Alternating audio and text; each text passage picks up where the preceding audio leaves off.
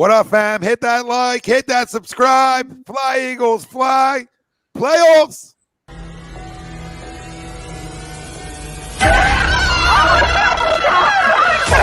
Let's go.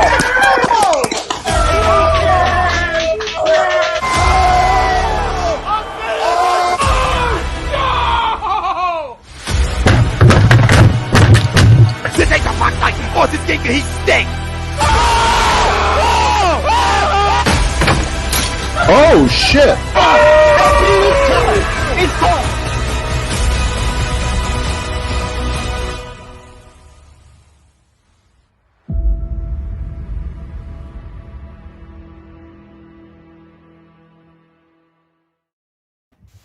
Folks, Bob Mannery here, and you're listening to Agree to Disagree, the flagship, only on A2D Radio. Uncle Sweeps, Nick DelGozzo, the legendary Brian Wilson, and the fucking man himself, Tom Arnone.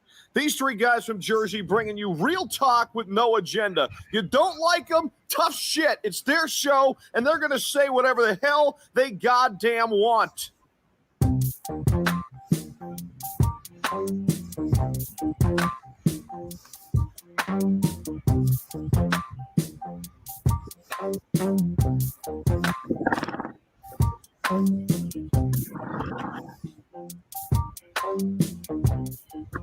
Let's go. Welcome in, everybody. It's Agree to Disagree, only on A2D Radio. Every Sunday, we are brought to you by our doc, Make 'em Yours, Dr. Paul Vidal, Specialized Physical Therapy, LLC, Burlington, Cherry Hill locations. You can find it right on the web, specializedphysicaltherapy.com. No Brian Wilson tonight, Greg Milakovic, Nick DelGozzo. I'm Tom Arnone. Everybody out there, we got a ton to talk about. Crumb of the week, like we do at the end of every show. Sixers road trip continues. Sort of wish it wouldn't. Just end it. We'll just come on back. End it and come on back. Around the NFL, we'll circle the league, give you some winners and losers. Saints Eagles post game is our main topic at hand, and that's going to tie right into our poll question. Brought to you by Manscaped, and you can get 20% off and free shipping with the code A2D at manscaped.com.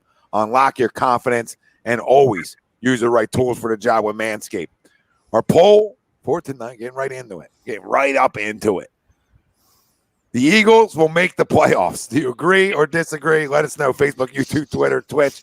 That's where we're live. Everywhere you get your podcast, we're there as well. Like, subscribe, follow, download, join the conversation. Let us know how you're feeling today. After a big win at home, a must win, right? A must win. You can't go 0-5 at home. We talked about it. They showed a big sense of urgency today to come out. But listen, another game where you run for over 200 yards and you run for 242. You run for 242. You controlled the clock for 37 minutes.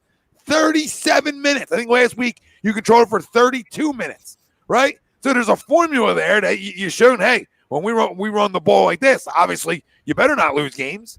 And they haven't when they ran the ball at this clip, right?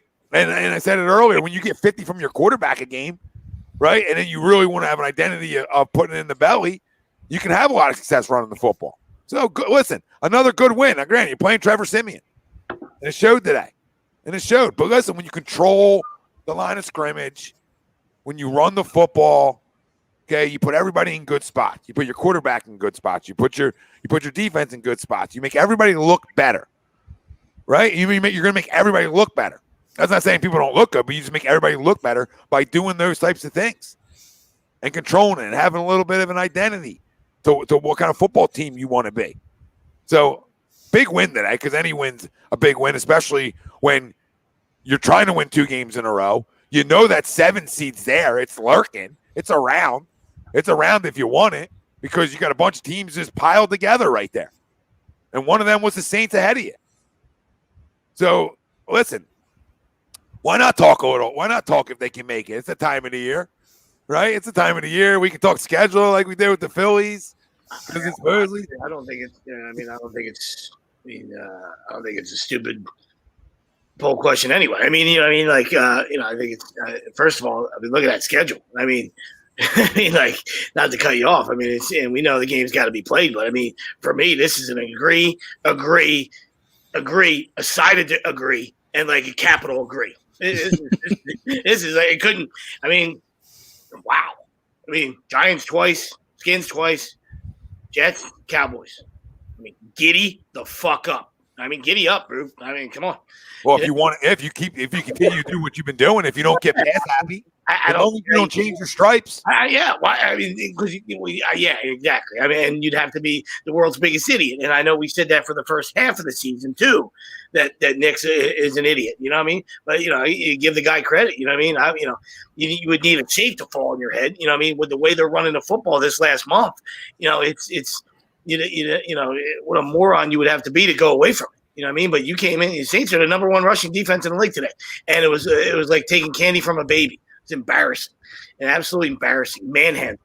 Yeah, we talked about it. We have road graders up front, and it's about time. And we started to see that when they ran the football, right? And guys who want to get downhill. Moata and Dickerson want to punch you in the mouth. I mean, those two on that side love punching you in the mouth, and they're our young guys, which is good to see, right? They love getting downhill, and they're physical. I mean, Moata put Cam Jordan on his ass today a couple times, and one was a big one that was right out in the open field, and it was like, oh. Really looked like he barely even touched him. You know what I mean? Like he got like a little pinky, and Cam went flying because he's just a monster. He's a monster. So use him. And you have a quarterback that likes to run the football himself. So you're opening things up. I agree to the poll. I wasn't laughing because I think it's stupid. I'm laughing because they're actually back in the conversation again. When you pull this after the Vegas game, you're talking about what you punch yourself in the face for even bringing that up, right? And we talked about it. Win 2 in a row. Actually win a game at home. And especially this one. And then that conversation can absolutely be talked about this entire week in terms of the sports talk world. And we're your buddies. I mean, it should be because they're right there. And the teams ahead of them, one of them is the Saints, right? I mean, you're 5-6. Saints are 5-5. Vikings are in the 6th spot at 5-5. So, I mean, you talk about 6-7 wide open. And the other team ahead of you, San Fran. And they're 5-5. So, you know what I mean? Everybody's 5-5. And you're 5-6. And like you said, the schedule you have, right? You should be able to run off wins. I agree, as long as you continue to do what's been working. As long as you don't think you're somebody you're not all of a sudden because you're feeling good about yourself. As long as that doesn't change, I think this team should at most have one loss on this stretch. They should have most of one loss. So I agree. It looks like a lot of people out there are agreeing. I would think. I mean, I don't know many people that are going to disagree. Greg, maybe you. Yeah, I'll disagree. Put it on a tee. No, I thought they ran the ball very well. But you look at the Saints and you look at the teams that we've played recently. Saints are missing 7 starters on offense, right? So our defense, dominated that game, especially there in the first half. We get another great defensive score. Awesome, right? It's stuff that we talk about all year. We get another defensive score, but Miles put the ball on the floor twice, right? Only got called for once, but that other one we got saved by the forward progress, right? But that ball was out. Inside your 10 twice. Yeah, twice. Put the ball on the floor twice. To win that game is do exactly what he did there. Continue to come out in the second half, and again, we needed that when they finally did it in the fourth quarter.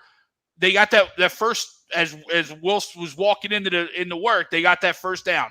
But up until that point in the fourth quarter, they'd struggled in that second half again against a Saints team that, if you look back at Jalen Hurts' first start, he was lights out in the first half, came out, Sean Payton and the defense brought up, made some changes and made Jalen have to adjust. Granted, we were able to hold on. We were able to get that late score and a big win. But I can't keep having faith in this team to play good in one half, but not play very good in the second half of teams coming down, especially when everything is going to be so tight and these games are going to be so critical because, it is tight, right? Washington got a big win today, so they're creeping up in the standings. We'll see what the Giants do tomorrow. I doubt they beat, the Buccaneers, but we'll see what they do. And it looks like, early, but it looks like Dallas is down at Kansas City. So we're all going to be bunched up there. Can they? Sure. Am I going to agree though? No, I'm going to disagree. Well, you don't have to win out to get in. That's what I'm saying. Like in a normal year where there would be really, really, really good playoff caliber teams, I understand what you're saying. And you're still probably, I'm not saying you're wrong. It's anybody's fucking guess what happens in the next 5-6 weeks. You know what I mean? You can flip a coin. All right. That's the way the NFL goes. You know what I mean? Titans lose today. Bills get doored. You know what I mean? God. The NFL is actually comical. You know what I mean? So anybody that believes it's, on the up and up all the time, I'll sell you, I'll sell you an igloo in the fucking desert. You know what I mean? So it is what it is. It's an entertainment. It's one step above the WWE. And I know we'll get some hate mail for that and stuff. Yeah, it's a great game. It's so awesome. I can't believe you said that, Sweeps. The fuck out of here. It's a fantasy football. It's gambling. It's all kinds of delicious stuff that people that fucking enjoy. And that's it. It's entertainment.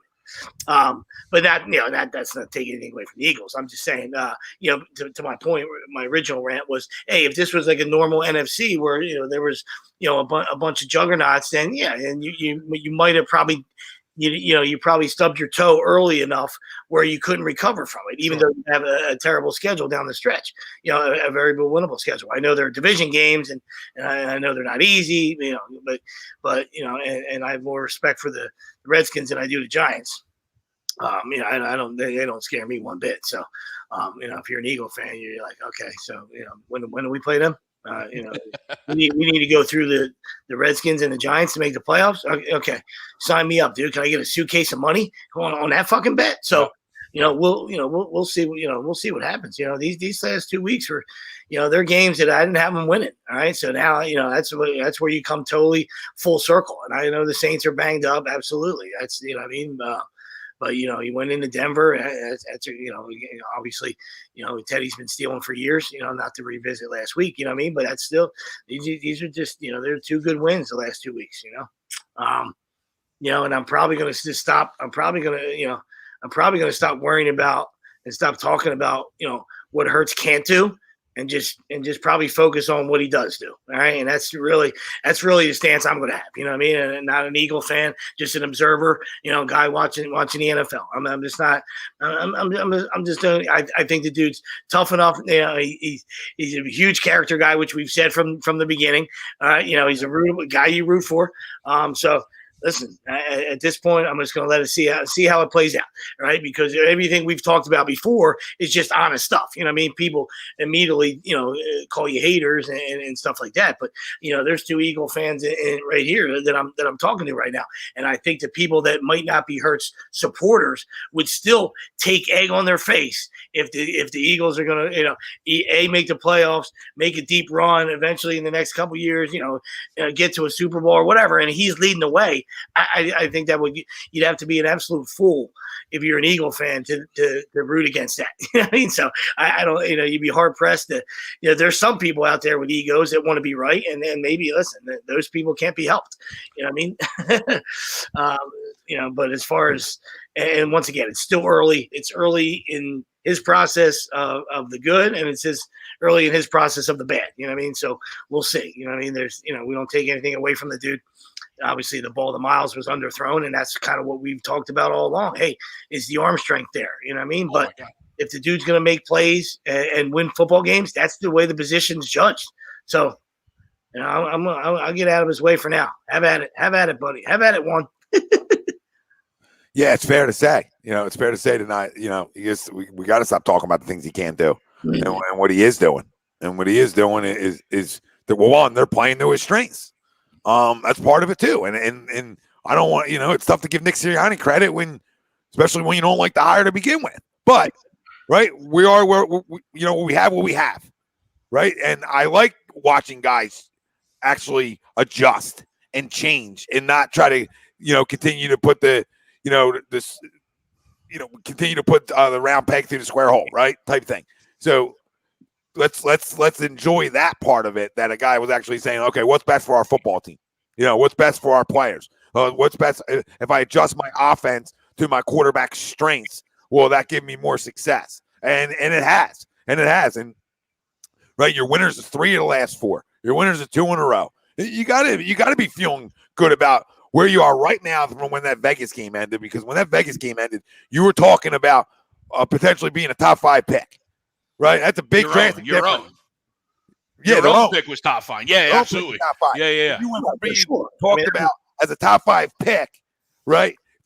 Actually a poll question today where, the Eagles will make the playoffs. right? I mean, that's what changed in 4 weeks of football by you being winners of 3 out of 4. That's how fast it can change. Well, that was in any sport. Yeah, that was. I mean, you're sitting there at 2-5. You know what I mean? And it wasn't a pretty game. You know, and knowing that you had the Lions on deck. You know, I mean, that's a get well game. You know, but still, you know, like I said, they still had to go out and play, and they've been they changed their identity, you know, the last month, and it's been it's translating to wins, and you say to yourself, where was it, you know, the whole season? But you know, that first half of the season, I guess, you know, obviously those games were a lot harder than this stretch, obviously coming up. So I guess in his eyes, he had to match. He thought he had to match Pat. He thought he had to match Brady. You know what I mean? Where in essence, what we were trying to tell him is, you know, not that we have all the answers, but that's actually the opposite. You're not going to put up 40. You know, on a normal year, you're not going to put up 45 with Pat or 45 with Tom. You beat those guys by keeping them off the field. Yeah, no, you're absolutely right. I would have loved to see what, to your point, and you know, to Tommy's point too, right? What would our season have looked like if we would have had this quote unquote identity half of what we did those first 6 games, right? You know what I mean? Like if you would have had half of a running game, I mean, not even full-fledged what we're doing right now, because I do agree this is helping everything, right? It's just controlling the clock. This is using our offensive line, which we knew was very solid coming into the year, right? You knew you had a good tandem of running backs, you know, with a quarterback that does it well, right? So what would in that first half, you know what I mean? In the first half. You're looking for Jalen, who we all know can't throw the ball well. You're asking him to throw it 40, 50 times, where now we've stepped back and he's throwing it 20. I think he was 23 attempts today. You know, I thought he reverted back to a little bit of the first half. I thought he wasn't as decisive at times, and I thought he was, you know, too quick to spin around and do things. But you ended up with a win, right? And you didn't turn the ball over from himself. You know, he didn't turn the ball over. No touchies, but no interceptions, no fumbles from him. And then, of course, he had a big day rushing as well. So you're setting your quarterback up to do well, and it's like, idiots, where was this weeks 1 through 6? Yeah, and which, you know, well, a lot of young quarterbacks need that. Now we see things differently on terms of, you know, some things he does inside the pocket. But again, you talk about the good things he does, like, you know, the running around, the scrambling around, the extending plays. You know, they open stuff up. I thought he had some good balls today that I thought were thrown really well, right? So, I mean, but again, you know, it's small sample size, but if we're going to crush after losses, I'm sure as hell going to praise after wins. And you're talking about 3 TDs on the ground, right? And that matters. Like that matters. It does. It's a weapon, right? It's a weapon. You can win games differently in this league. I mean, there's a lot of quarterbacks that do it differently. So again, listen, I'm an Eagles fan first and foremost, and if this guy comes out and wins me football games, and we have an identity, especially an identity that I would love to have, which is beat you the hell up, like we've been doing, then I'm all for it. I'm all for it. 37 minutes of time in possession. I'm all for that. And if I'm a defensive player, I sure as hell I'm all for it, right? So, right, I mean, how can you not be? How can you not be of knowing a team saying they're going to run, right, and you run for 242, right? I mean, come on, that's imposing your will. That's imposing your will, and a big part of that 242, I'll continue to say, you know, doesn't happen without him. Yeah. Without his leg. What, 70 yards? For people to respect. 65, 70 yards? I'm even saying for being a good running team. He might not even be a good running team if he can't run. That's what I'm saying. Agreed. Like, no, you're absolutely right. Yeah. If you had Flacco going in the belly the whole time, you're probably not that good of a running team. But the fact that you have a quarterback that can run, I say you're probably about an average running team, right? Because you don't necessarily have the backs. I mean, it's looking like maybe you're having them a little bit with Jordan and you know, the combo maybe, but you know what I mean, guys. You don't have that star back. Absolutely. So I was trying to look up. You take away, but just think about it, though. That's how crazy it is, because I never really – it's not that I don't count it. I know it's a stat, and it's not a shot at him or anybody else that does it. You know what I mean? Just when I think rushing yards, I never really count the quarterback. You know what I mean? Guys, I have a guy that's – you know, electric, you know, that's doing it like on a day-in-and-day basis. And I understand it counts to, you know what I mean? But just take that away. Let's just forget about that. It has nothing to do with Hurts. I'm just saying, take the 70 away, you're still running for 160. If you're talking about traditional, just traditional, put it in the belly, not a guy that's, that tucks and goes, that just, is a stat pattern. You know what I mean? So, for, like I said, not a shot at Jalen. I'm just saying as an optical thing and an actual reality factor is they still ran for like 160. You take his away, they still run for like 170, put it in the belly. I mean, that's no joke. It's two guys, one with 94 who, obviously fumbled twice. He lost one, but, and our boy Howard, he ran for another 70. It's like, jokingly, you could say his yards, Jalen's yards per attempt actually bring ours down. Because he had more. He had the most attempts on the team today. Well, he had 18 for 63 or something. He's 3.8 yards a carry. When you talk about Sanders was 5'9" and Howard was 6'3", so he brings you down. He brings your total, he brings your average down. But no, I mean, listen, when you can do that and everybody knows you're doing it. But I think that's telling too. It's telling about how good this front's been of run blocking.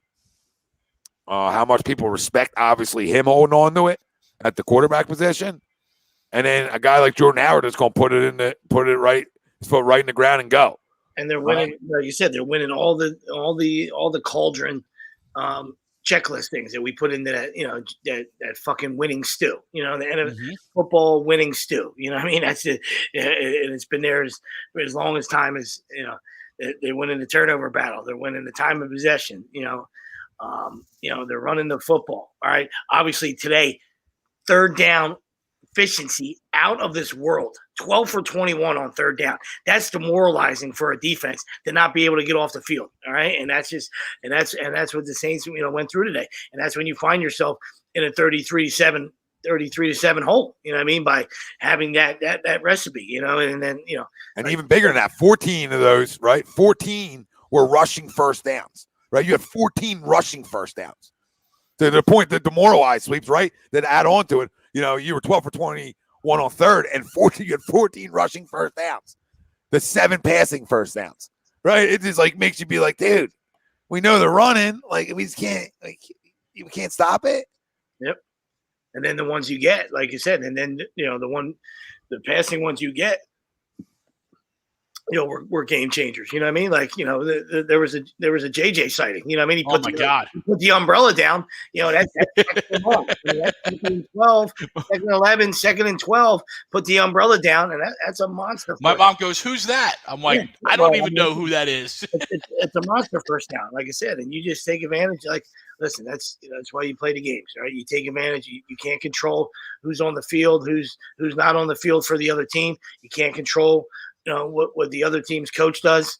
And all you can do is laugh and show up and play well. You know what I mean? And that's, Peyton, it cracks me up. The guy thinks he's the smartest fucking guy in the room, and he kicks a field goal down 14 with 7.5 left. How many times do you think you were going to get it back, Sean? You know what I mean? Like, and I don't know if they would have converted there on fourth down. I mean, fourth downs aren't easy, right? But you had the momentum. Obviously, the Eagles had, terrible 3-and-outs, quick 3-and-outs that allowed them to get some, quick scores to get that to 14. And this guy thinks he's going to get it back 3 fucking times, under 8 minutes. It's comical, but they take nothing away from the Eagles. They played fantastic. That last touchdown, like there's only probably 2 or 3 guys in the NFL that can put their foot in the ground and do that. And and he's on your team, and you might say to yourself, Sweeps, I find that hard to believe. Well, just look around. You would find it'd be hard pressed to find 5 guys that can put their foot in the ground. Yeah, there's a lot of guys that are quick. There's a lot of guys that are playmakers. There's a lot of guys that do a lot of great things in this league. To put your foot in the ground like that and leave that dude, make that dude absolutely slide off the Ben Franklin Bridge, put your foot in the ground, and then fucking score. And then and not only put your foot in the ground, change direction, all right, leave a little lingerie on the ground, and then fucking still go 30 and fucking score and outrun everybody else. It's a special play. It's really, really a fucking special play. Dave says, "Yo, I'm late. Playoffs coming this year. Eagles don't do rebuild years. Come on now." Oh, I mean, doesn't mean they might make it and still be in a little bit of a rebuild still, right? I mean, it doesn't mean you're not. But I mean, maybe. I think it's coming. It should come, right? I mean, the way you played the last 3 out of 4 weeks and what you have coming up, you would say, okay, this team should be a playoff team. Yeah. They should be that 7 seed. Should be. They got to continue it. I mean, it was good to get a win at home too, because at least you can say, okay, we can win in this place. And granted, we don't have a lot of quote unquote good team, and we don't have really one good team coming up. But I really would like to see them beat a good team like that's quote unquote healthy too, right? The Saints are a good team, but they were missing like 7 guys on offense. You know what I mean? Denver was a decent team, but they just traded away Von Miller, their best defender, right? So every team we beat. Now, granted, the NFL wins are wins, but it's like it doesn't. For me, I might be the only one, but for me, it doesn't. When you look at who they've beaten, you sit there and you go, all right, but where are you against the better teams in the NFL, right? Where are you against the upper echelon teams? You know, and I'm not saying we got to beat them all, but I want to see them beat a good team, you know, this Parsons way. So good. Thanks, Pat. I know Parsons so good, dude. That's my other point. This was obviously a different draft, and DeVonta Smith is very special. You know what I mean? So we're not even bring up the Parsons thing, all right? But you know, I think Eagle fans need Hurts. Eagle fans and Howie need Hurts to be the guy. They really do, right? Because all you got to do is turn on the fucking red zone every fucking week and watch Justin Jefferson just absolutely. Oh my God! Again today, ball out. And you got fucking Rager sitting there. You got, you know, Queen and Murray on other teams that, you know, you could have went in a million directions. And it's just, oh my goodness gracious. So if you can hit it 53, if you hit it 53, forget about all the heat you took and all that good stuff. If you can hit it, pick 53 from 2 years ago. All right.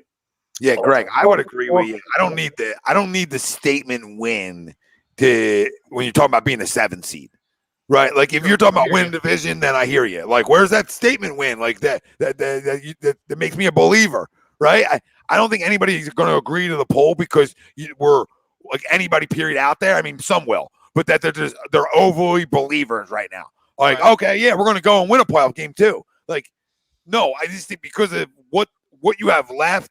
How you played 3 out of the 4, really the last 4 weeks total, how you played the last 4 weeks, what you have left, and what's in front of you, like who's ahead of you in terms of the 8 seed, 7, and then the 6, right? It's hard to say they won't make it. You know what I mean? So I don't know if anybody's saying like that it's clear cut, like they're really good now. Like I still don't know how good they are, but. You know, do any of those teams that I just brought up, the Niners earlier, Minnesota, right? Do they know the Saints? Do they know how good they are? Because that's who is ahead of you. Like, no, you're absolutely right. They have no idea how good they are, or not good they are, right? They have no idea one way or the other. Minnesota's feeling themselves today, of course. Like they think they're great, as they should. But let's be real, they're 5-5. They're 5-5 too. San Fran, they don't know who they are. Yeah, they're a different team every week. Yeah, nobody knows who they are. So they're 5-5. And we talk about the Saints are 5-5. We just saw them today. Now I know they're dealing with injuries, but they still don't know who they are. They lost the game. You know, they're losers at what, 2 in a row? I don't know if they lost more than that. So no, it's 2 in a row because they beat. Maybe it is. Is it 3 in a row? It is 3 in a row. Falcons, Titans, Eagles. Yeah, Falcons got them that day. After they scored, they let Matty Ice go down 90. Yeah. Yep. Mm-hmm. So again, I'm not gonna say scared anybody, but like I'm not saying we, you know, that like, hey, every week I'm guaranteeing victory from here on out because of who we're playing. No, but you have a legit chance because of who you're playing that absolutely be a playoff team. Yeah. You're the other teams don't have a formula. Like who's the other? Like what's the other team? Like Minnesota, probably that other team, but you're not looking at Minnesota because they're 6 seed, right? Just look at San Fran. San Fran has a formula, but the teams you're playing coming up, like in terms of those teams, they don't have one. Like you have at least like, hey, this works for us, and we're going to be in football games, if not win football games, if if we established a run like we've been able to, right? Even against the Chargers, who we know is a really good football team. I know it was here, but it was also a 4:00 game. You were in that game too. Yeah. You were in that game too. So I mean, that's probably the best team you were in a game with. Wow, Dak. Wow, Dak. That's a horrendous ball. You throw it far, you got it. It's a TD. Wow. The Chiefs are playing. Chiefs defense playing out of their mind. But you're right. I mean, I think and like that's all I would say. That's all I would say to Greg. I know what Greg's saying. I like his points. I mean about not being impressed or not being sold, whatever. I mean, but when you're just talking about, I think especially to the poll question, I mean, and what you're dealing with in the NFC East, I mean, like they should get in and and see. And I don't know if they can make any noise, but if they continue to play the way they have over the last month, when I say noise, like can you win one playoff game, right? Because I think you two would admit that there's 4 other teams that are head and shoulders. I mean, like I don't think there's no especially from this panel, there's no green glasses. There's no there's no stupid comments. I mean, there might be some guys that are just lifers that are thinking Super Bowl or thinking NFC play, NFC championship. I mean that's wow. That's you'd have to slip something in my drink just to get me to go along with that. But and that's not a shot at them. That's just I mean there's the teams at the upper the upper half. The NFC is top heavy. You know what I mean? Yeah. So there's some parity down bottom, but the teams at the top have separated themselves. I mean, I know that the Packers lost today. That was it is what it is. The Packers are still a better football team. I mean, I'm sure people will want to debate you on that, but I don't know how you could. But the Packers are a better football team. The Rams might have stubbed their toe the last couple of weeks, but the Rams are better. The Bucks are better. You still do have a date with the Cowboys. Cowboys don't look well today, but the Cowboys are still a better football team in my eyes, and we'll see. I mean, obviously the Eagles have shortened that gap. I mean, from when they got absolutely doored a couple weeks, over a month ago, in Dallas. I mean, it was cut and dry then. I mean, so they've now shortened that window. I mean, so it's not as much of a slam dunk anymore. But still, there's at least 3 or 4 teams that are better. But to Tommy's point, the ones that are in the mix, you're not really scared of them. I mean, the Vikings don't scare you. I mean, it's still Kirk Cousins spinning the ball. I mean, good win for them today. I mean, but they almost coughed it up. The Saints are who they are. Falcons you already took care of. You ain't scared of the Panthers. I mean? Yeah, especially if they continue to play the way they have, right? I mean, they're in even the games they're losing. Chargers, Raiders. They're at least in them because of their playing in this new way, right? This new identity. You just run the football first. If they play like this and then they go off and they go on a run, then yeah, I mean, then that would be encouraging because then you're seeing that over a long period of time. Yeah, like I don't know if I would say, you depend who you play, right? If you get in, blah blah blah blah blah. Like, but I mean, those teams obviously from the 5 seed up are head and shoulders better. Yes. And 6, 7 all the way down are almost like the same teams, right?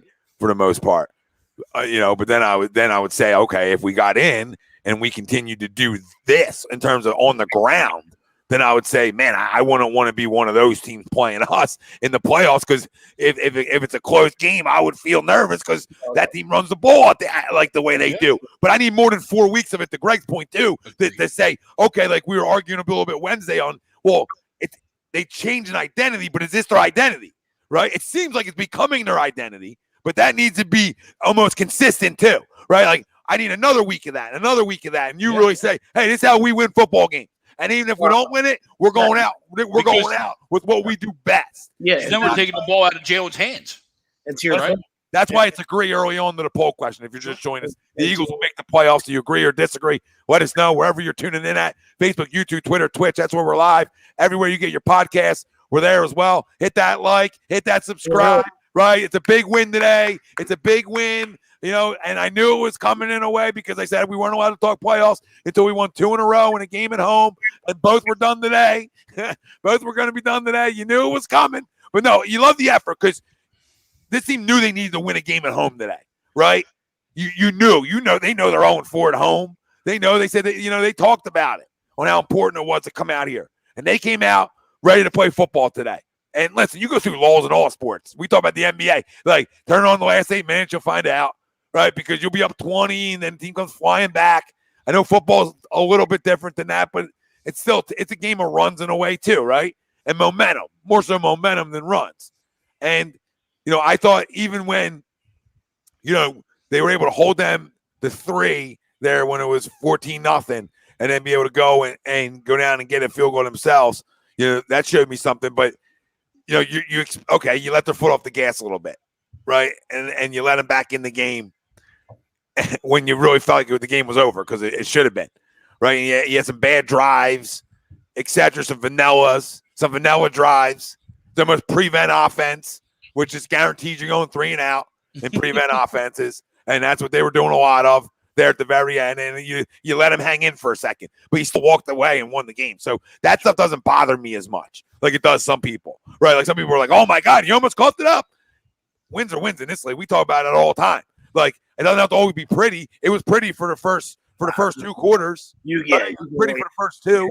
If you watch that game, it wasn't as close as it might have gotten to. You know what I mean? And still at 14, that's not close in my eyes. You know what I mean? That's, they, like I said, even if they went for it, they still had to score there to get it to 7. Now, if they get it to 7, then it might have been tight butthole time. You know what I mean? Because it's a game of momentum, and all of a sudden you start tightening up on offense, and they could have got the football back or whatever. Could have, would have, should have. You know what I mean? But when you run the football, all right, and you establish your toughness and you're manhandling people, and you just absolutely bully people, dude. Like, you were due for a good drive like that anyway. Where you were gonna the 3 and outs where they were, and if they weren't so quick, you wouldn't have been as pissed, 33-7, like you said, you're on autopilot, you're trying to make sure nobody gets hurt, you know what I mean? But you got to maybe stick that in the belly more often and run some clock there. Yeah. Run some clock, and then it's impossible for them to run you down. You know what I mean? It's when everything is quick. You go 3 and out, but it's a quick 3 and out, and then they strike quick on offense. Right? That's how you get. That's how they climb back in the game. You know what I mean? But it was thoroughly outplayed. It wasn't even fucking close. And to Tommy's point, like you said, you take these next 6 weeks, and even if you go 4-2, now you're talking about the four that they already dominated, and if you have dominating 4 more, in these 6 games, if you have 4 more dominating wins, now you're talking about like 8 out of 10. Then that's when you're feeling good about yourself. I would agree, yeah. And that's what Greg's looking to say. You know what I mean? Like, yeah, well, Greg, squeaking by. Hold on. You win 8 out of 10, and Greg will still come in and it'll be the Eagles will win. Eagles will win the wild card game, and Greg would disagree, and they can be winners 8 out of 10. Right? So he's not looking for nothing will satisfy him. Nothing's going to satisfy him down there. They can win 8 out of 10. They can win 8 out of 10, and you'd be feeling delicious. Nobody would pick against them in a playoff game if they were winners 8 out of 10. Nobody would. And Greg would come on and be the one guy on the panel to say, not happening. Not happening. So nothing's going to satisfy him. They won a Super Bowl, and he still found ways to be critical. You know what I mean? During the Super Bowl, like the parade. I feel like he was probably critical at the parade. He probably found the way to be critical. Yeah, there wasn't enough porta potty. I couldn't get drunk. Well, you're probably the only person then who couldn't get drunk. Listen, Eagle City, he's been playing well, right? He's been playing well. Again, you go back to 10. You go back to where you come up with 10 wins at. It's running the football. So that had to be their identity. I didn't expect them. When I looked at Nick Sirianni coming from Indy, I was told how much he was a run first guy, right? So I was surprised. I think like anybody else was when we were throwing the ball 40 times a game, right? I don't think anybody expected us to be doing that outside of what we knew about Jeffrey Lurie, right? We can all agree there. Besides what we knew about Jeffrey Lurie, I don't think did anybody expect that? Or did you expect to be more balanced because you have Hurts running the football and things like that? I expected a more balanced vanilla offense just because of your quarterback, your limitations there. But you even got to give credit to this defense. I know it's Trevor Siemian. I get it. But they've been making plays, right? They've been taking the football away. Mm-hmm. That's a contagious thing, and it's continued. They're not only just taking it away; they're scoring. They slay 2 in a row, but I mean that's a backbreaker. Once again, we talk about being the biggest clown in the room. You know what I mean? And it's nothing. It's an amazing job by Slay and that defense. You know what I mean? There ain't no way, taking anything away from him. I'm just saying, like I said, Sean Payton thinks he's the smartest guy in the room.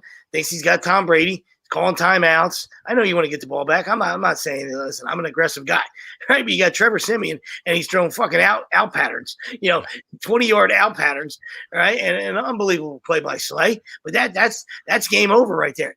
The game was over right there, right before the half. You know what I mean? Yeah, if your name's Big Play Slay, you got to take that play, right? It was over right before the half. That's it. You know what I mean? But the other thing too, we talk about like creating fumbles. Fletcher getting his big paw in there, creating that fumble, right? We talk about this when we're going bad of things that we don't do, and we don't do these things on the defensive side of the ball. And then when we are going well, it's amazing how that all correlates, right? When you are going well, you create these things to happen. Steve, there's no question in Jalen's leadership. Anybody on this panel knows it. There's a lot more than just got to polish some things. There's a lot of polish on the throwing, but yep.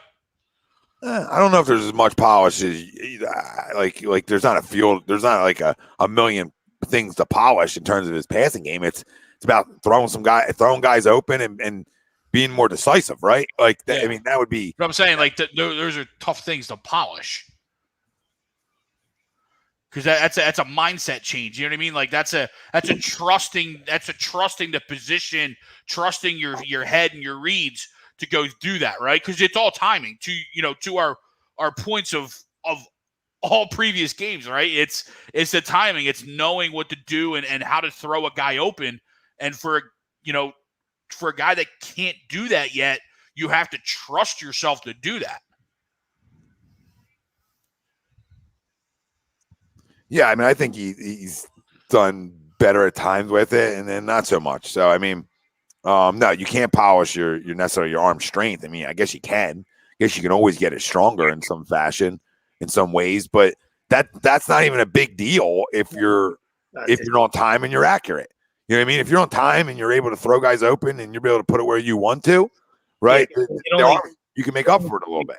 Sorry, not to cut you off. It only gets weaker as you get older. You know what I mean? So, you're not going to build that up. You know what I mean? It's something that, I know there's a lot of guys that are God-given and, God reached down and then blessed their right arm or their left arm. And then there's obviously things you do as you develop and grow and, get a little more physical and stuff like that. But once you're a grown-ass man, like there ain't nothing you can do there. You know what I mean? You just, to your point, you got to be – your timing's got to be impeccable. You got to, you know what I mean? You got to throw guys open and all that stuff right there. You know what I mean? Because we saw the arm strength today. I know it was, once again, it's not killing them. It's obviously blatant. You know what I mean? And Greg had mentioned earlier, like Miles has got to come back to that. Absolutely, absolutely. Don't disagree with it. Miles is a clown. We know that. You know what I mean? But there's 15 guys in the league that make that throw, and it's a touchdown. Yes. Right? Oh, there's no question. And I understand. He alluded to sack, and he was running for his life. You know what I mean? But Miles is open there. That's a throw that if you want to take the next step, as a passer, that's got to be completed. You know what I mean? So. Yeah.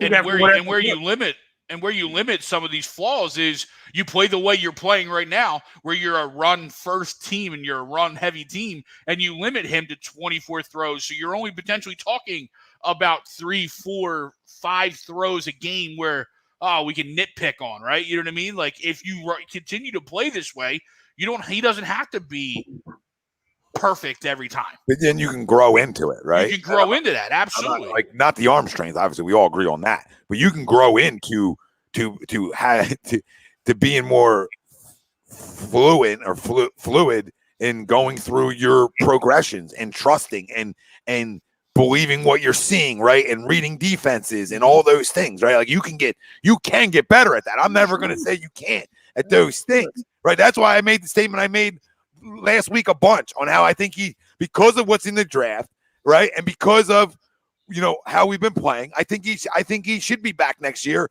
given those circumstances, and let him allow that junior year per se to play out.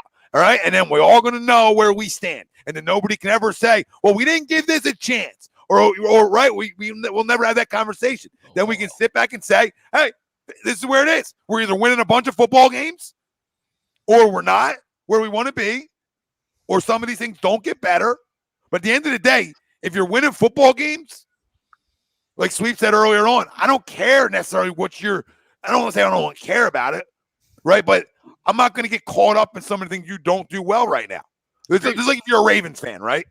If you're winning football games the way they win them, you're not going to get, especially early on, right, in Lamar's career, you're not going to get caught up in some of the extra stuff, right? As long as you're winning games. Now, if you're constantly getting knocked out the first round of the playoffs every year, right, then okay, then you're going to start questioning some of those things. Make sense, guys? But you're not going to question them early on. You're going to question wins and losses. Nobody in Seattle, and I'm not comparing him, but nobody in Seattle year one, when he didn't go over 300 yards one game, right, for Russell Wilson was complaining about how they were getting it done, right? Because they were essentially a run-first team. Sure. They were saying, okay, blah, blah, blah. Now, obviously, talent-wise, you could see Russell Wilson's arm strength and some of the things he could do right then and there. But you're also seeing some of the things this kid can do too, right? And I got to be fair. When we judge it week by week, we talk about it, right? If I can come on here and yell and scream, and be critical of him, I sure as hell can come on here and praise him for playing winning football, and praise him for not turning the football over. Praise him for on the last drive when you need to fucking put a dagger in somebody, you leave somebody's jockstrap laying around, right? I gotta praise them things. I can't run from it. It's part of your skill set. I can't leave it out because it's not necessarily like what I love all the time, but I can't leave it out that you're going to run the ball 12 to 14 times a game yourself, and you're not electric like some of these other guys are, but you find ways to pick up yards. You find ways to be elusive enough, right? Like you find ways. So listen, this guy's always been told his whole career that he wasn't good enough to play this position. Let's be real. For the most part, right? That he wasn't a prototypical quarterback, right? He's been told this. He knows, and I got to give him credit for winning football games. Man, how many turnovers did he have in the last 2 weeks? That's how the position's measured. So I mean, that's all we've always said. You know what I mean? 0 today. How many last week? 0? One. He had one last week. He had what, a fumble, right? No, he had the bad pick last week. Oh, the bad pick. That's how the position has always been measured, right? Your ability to win and your ability to hoist the trophy, right? That's the reason why, all right, Dan Marino is not the best of all time, right? And you're looking at a guy who loves him, all right? Would absolutely run for the wall. Guy came over right now, we'd be having Miller Lights, me and Dan. Fucking love it, right? It's not his fault, the situation he was in. He never won, so he can't be the GOAT, right? And the best guy to ever spin it, absolutely. Right, but you can't be the GOAT. It's a position that's measured by wins, right, and fucking trophies. No, it absolutely is. And then you can grow into becoming a better quarterback when you're winning games and you're confident too, right? I feel like that can help you grow too if you want to grow. So, listen, I was critical earlier on in the year, and I said, well, listen. This is what his numbers are as a starter, right? This is what his numbers are as a starter. Like, it's not the main stat, but it's a stat that starts it, right? It's a stat that starts the conversations all the time, like it or not. It's just a stat that starts it. And you're 3-1 in the last 4 weeks. So I mean, that stat that starts the conversation, then again has to be in play. Even if you're getting it done differently, and I don't say non-traditionally because it is traditional. Putting the ball in bellies is traditional, right? Having a goddamn identity and running the football is traditional.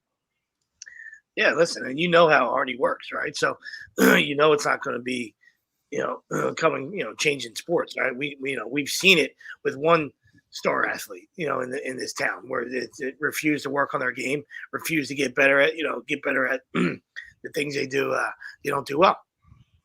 And he's not built like that. So, whether he's going to get there, remains to be seen. But Hurts will work on it. He'll work. He's going to outwork some of it. He'll work on the release. He'll work on his timing. You know what I mean? So, and I think he's worked on things this year, Sweep, that I would say he's better at than last year. Now, I don't know how much, right? But definitely better than, and I'm not crowning those things, but I've seen growth in them, right? And there was weeks that I thought that growth regressed too. There was weeks where I sat here and said, hey, I think he's regressed this week. Now, John comments in, and John, I've seen you all over the book be extremely critical like myself earlier on, right? And for you to say this, I think that's when people call us haters sometimes, us Philly fans. I always laugh because if you start playing football, we'll be the first ones that come get your back. We'll be the first ones that believe in you. We'll be the first ones to give you standing ovations for hitting a three-pointer or at least attempting one, right? We'll be that fan base for you. He says, I think we can all or should step back and realize Hurts could be the guy. I'm not a Hurts guy, but I'm really excited to see him win and get better. Stoked for the growth. That should be a new hashtag. Stoked for the growth, right? But really are. At the end of the day, you are a Hurts guy. It doesn't, I mean, you know what I mean? Because you're an Eagles fan. So that's really, I don't want to say it's an oxymoron, by definition, but I mean, you are, you know what I mean? So, you know what I mean? We get out here, you do this, you made this platform. All right.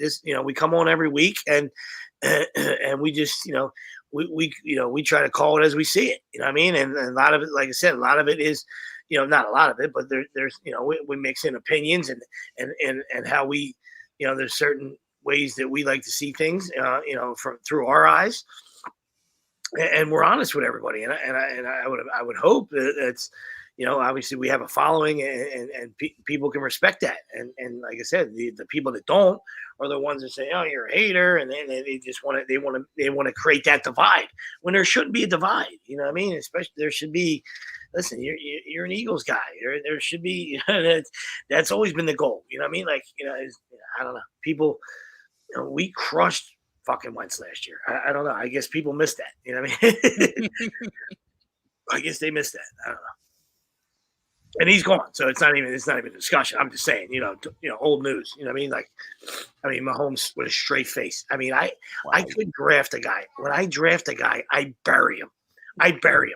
Fucking Henry never missed a game in his fucking life from Pee Wee football when he was a fucking mid running people over. Me and you, Sweeps. Never missed a fucking me and you. Running fucking people over in the lunchroom, right? When he was like a fucking in kindergarten, right? Oh, I hit him right there. I hit him right in the numbers. Mahomes fucking sticks. They hit him right in the numbers, by the way. That wasn't it's another pick on him, but that hit Kelsey right in the numbers. I got you. I just I wasn't looking. Still though, it's still -2 for you. yeah, not helping me. Just to be clear, here, still -2 for you. I know how it goes. Listen, our fan base is divided, Mark, and it started with the Foles and Wentz, and it's continued for some unknown reason. Right? It's just continued, and here we are. I don't know why. I don't know why we're divided. I don't it's automatically, like I said, if you have a criticism of a player, you're a hater, right? If you have a love affair, you're wearing the glasses. You can't have it both ways. But it goes back even further than that, Tommy. I mean, back in the Donovan days, everybody was a Mike McMahon fan or a Kevin Cobb, right? Or whoever the backup was. It was anybody but McNabb. I mean, it's the way it's always been. Yeah, never to this level, though. No, never to this level. You're completely absolutely right. Can't be Renfro, whatever.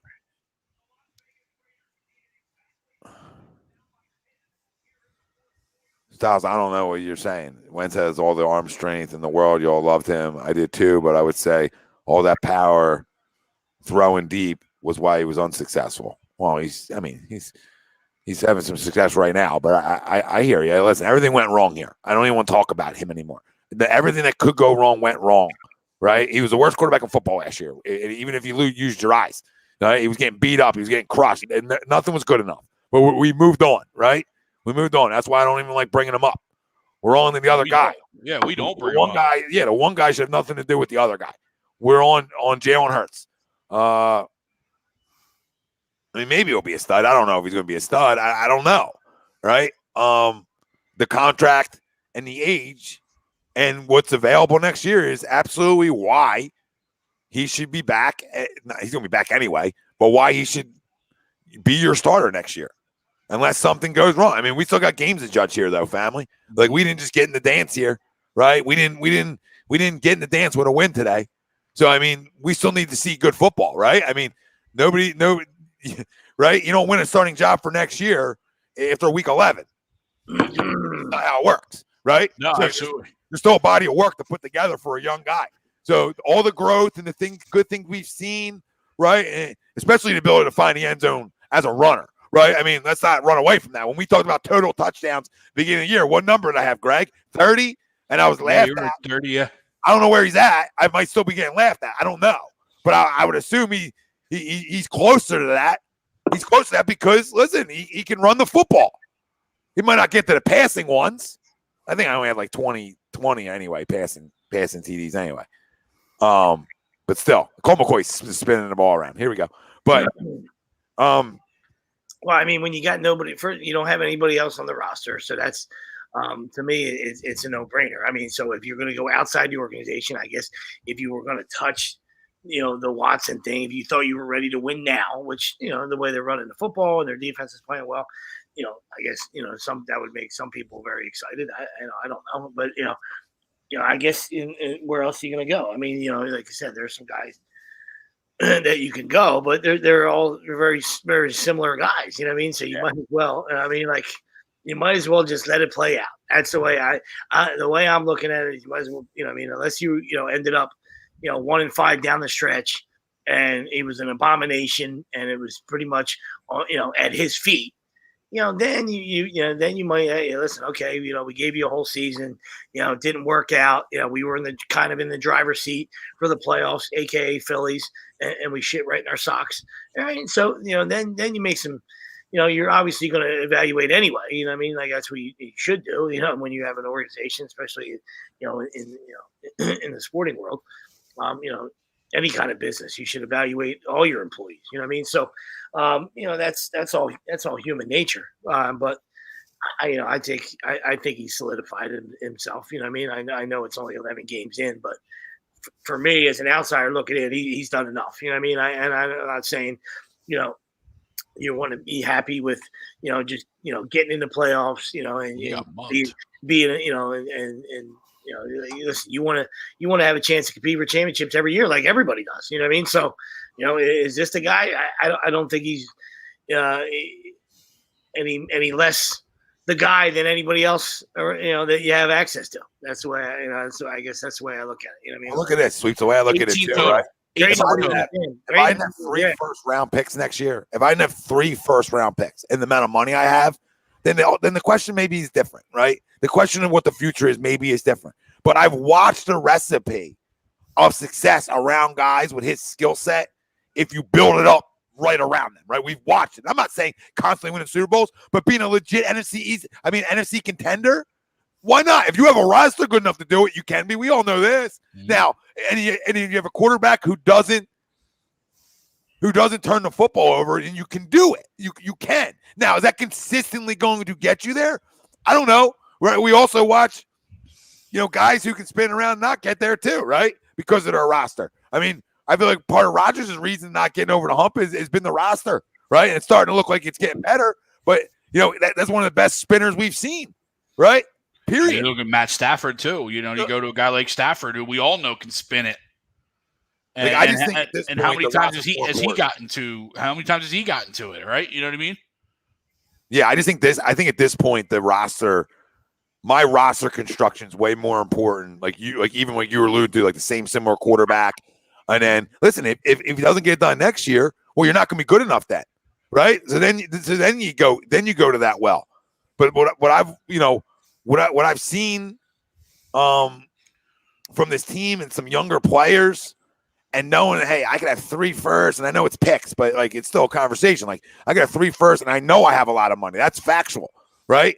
So I feel like you could put yourself into a conversation where you can legitimately be, arguably the best team in the NFC East per se for 3 to 5 years, maybe. I don't know. But he's also got to get better too, right? So it can't stay the same, right? There's got to be there's got to be part of these little issues right now. I need to see develop though, right? Well, we saw that. We talk about, can you be good enough in the pocket? Greg, last year he was throwing at 52%, right? Yeah. He's up over 62. He's at 62%. Absolutely. And that's who's throwing the ball a lot early on too. So yes, has there been balls that we all would love for him to have back in certain games, right? Absolutely. Is there ones that are like, oh, wow. I also watch a lot of football, and there's also a lot of balls from a lot of other guys, and I'm like, oh, right? Sure. But his ability to even when he was throwing the ball 35, 40 times a game, he really wasn't turning the football over. No, his defense. He's got 18 total touchdowns to get back to your answer on that one. He's got 5 interceptions, 3 fumbles, so 8 total, and I don't even know.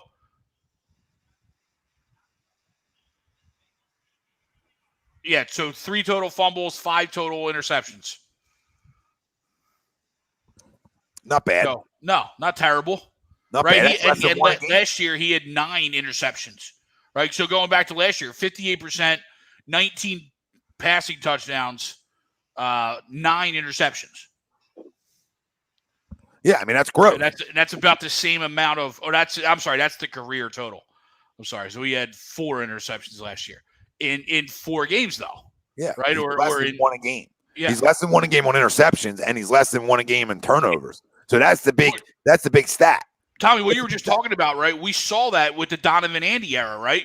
With a decent enough roster and a decent enough offensive game plan, we were able to be in the discussion every year. Now, when we added the likes of T.O. and we added to our roster, that is what got us over the hump. Unfortunately, we didn't win, but it got us over the hump. And then you see when our roster declined right after that is when all this shit hit the fan because our total roster wasn't good enough. It had nothing to do with Don or Andy not being good enough, but it was just, to your point, it was the roster construction around them wasn't good enough. I mean, we played the Donovan strength early on, too.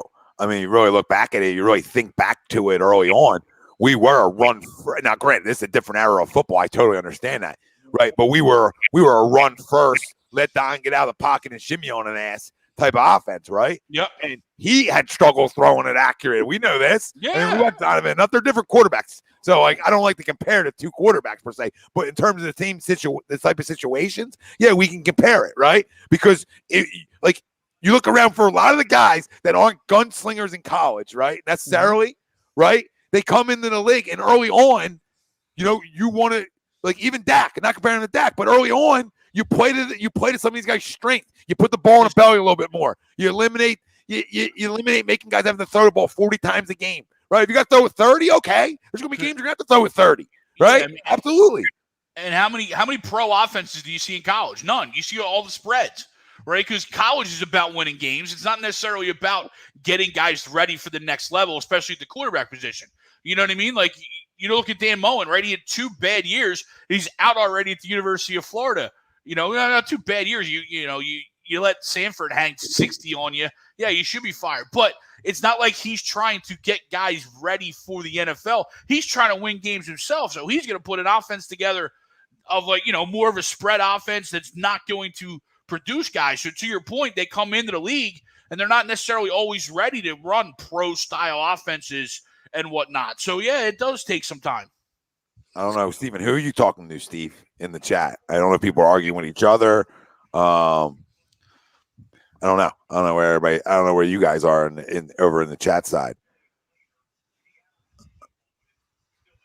Listen, I'm about a guy I'm about wins and losses, right? So whoever anybody's talking about in the chat, I just want wins and loss. I just want wins. So whatever's going to give me wins, that's the guy. That's what I want. Yeah, at the end of the day, that's what it's all about. I mean, in any of the format, anything you do in your athletic life, I mean, it should be that. Obviously, when you're 6 years old and that age, I'm still participation ribbons. Easier for me to say. Tricky word, but even at that age, it drives me up a wall. But you're still not life or death. You know what I mean? But as you get, you keep getting older and competing, it just winning creates a different mindset, and it molds you not only on the field, on the court, on the ice, whatever your battlefield is. It just it molds you into to a better young man or a better young woman. You know what I mean? Because you're not going to you have a tendency not to go through the motions. You know what I mean? When you're competitive, you know what I mean? You want to listen. At the end of the day, it doesn't have to be the end all be all. You know what I mean? But it's a great quality to have. Absolutely is. What up, Devlin? Umberto says, Tom, we could easily get those 10, 11 wins. Yeah, that's great. That'd be crazy. Really, it would be. It would be. 4-2 still gets you to 9, but I hear you. You can get there. No, Kayvon. I'd never fought parents. No. Argue? Yeah. I mean, maybe people trying to wait for you in the parking lot? Probably. Yeah, Jay, the only Jalen we should have a problem with is Jalen Reagor because he stinks. Oh, my God. That's fun. Thank God we have DeVonta Smith because it's bad. It really is. I mean, I don't know. I got no other words for the guy. Right? I mean, I watched the head coach praise Umbrella today and talk about that's who gets the game ball if he's giving a game ball out, or the biggest play, or he said the biggest play because at least he's bought into a role and first target all year. And right, he's tough and all this stuff, right? Guy had 1 catch, 1 target, and it's more than Jalen Reagor had today. Still more than Jalen Reagor. Really he's not even doing anything on the return game, right, Tommy? I mean, no, he looks slow. He looks slow as hell.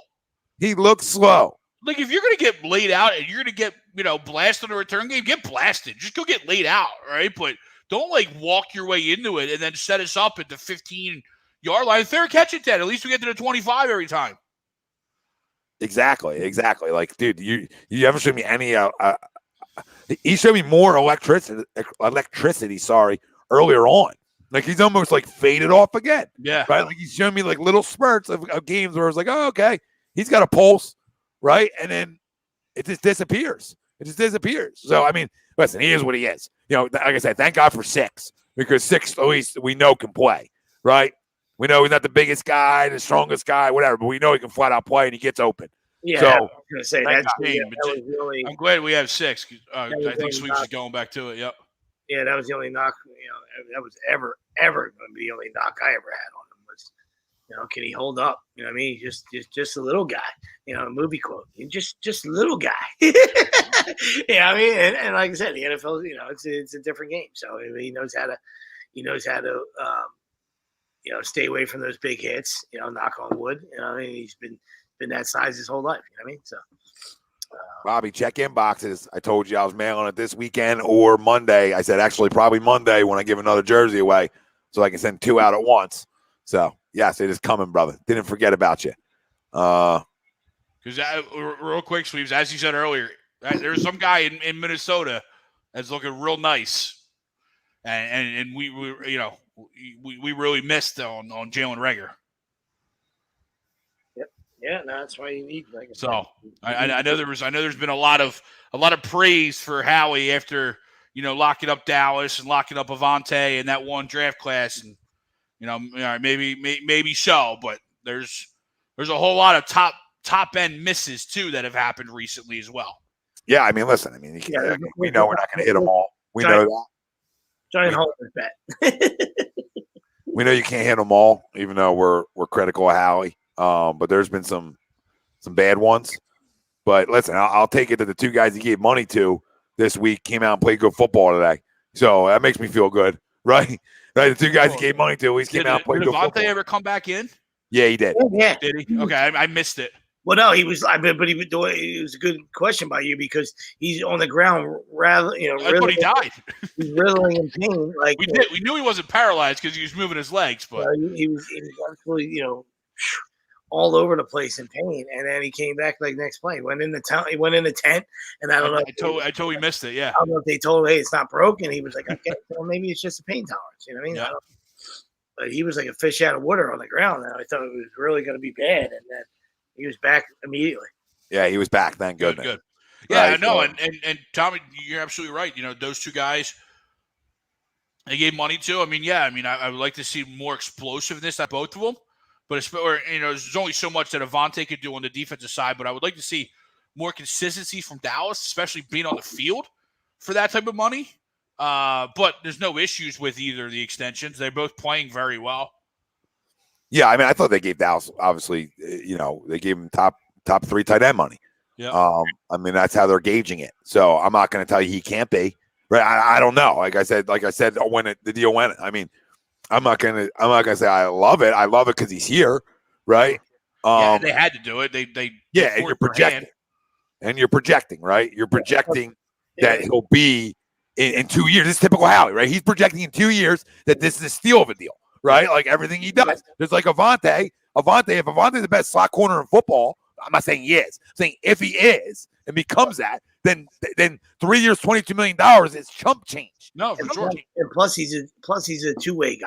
And you look at the last month, for them to do what they're trying to do, that's what they had to do, right? And it's not a shot at Zach. It seems like, okay, so as soon as he got shipped out, things have changed. You know what I mean? But you're talking about Dallas is a more physical. He's a blocking tight end. I mean, that can catch. You know what I mean? Like we know what Hurts can do. He can catch you 110 balls, but you didn't want to block. You wouldn't block anybody. You know what I mean? That wasn't his game. You know what I mean? So. In order to take on that persona of being a tougher team, a team that wants to run first, you also have to have the personnel. You got to get the right guys in there. You know what I mean? And it's a great point, though. It's a great point. Absolutely. I mean, it just goes to show you. I mean, dude, you got guys up there. I'm not trying to oversell this. I'm just being real from what I'm seeing. I mean, you got guys up there that love getting dirty and love getting physical. I know you said about all offensive lines. I get it, but you got big boys up there that are well documenting a road grader. I mean, Landon Dickerson, there's a part of the reason Alabama ran as well as they did the years he was there, anchor in the middle. Now, they had other guys, don't get me wrong, but there's a part of the reason why especially Najee, foot in the ground go, was so successful like Jordan Howard, foot in the ground go, right? Because they had a great center and great guards. But same thing here. I mean, him playing guard, how good of a run blocking center Jason Kelsey's been. Well, Mulata just gets his paws on you. It's night-night. It's night-night. Okay, and Lane Johnson's a well-documented great run blocker. Okay, and who gives a shit who's playing right guard? Yeah, at that point, don't matter. He's playing well. Is it Driscoll or it's Driscoll? Yeah, he's playing the other way. He's playing right guard. I never heard his name. So listen, you're allowing these guys to get physical, and then you got a guy like Howard, and then you got the change of pace and Miles. Listen, it's a good compliment, and you add a little Boston Scott in there.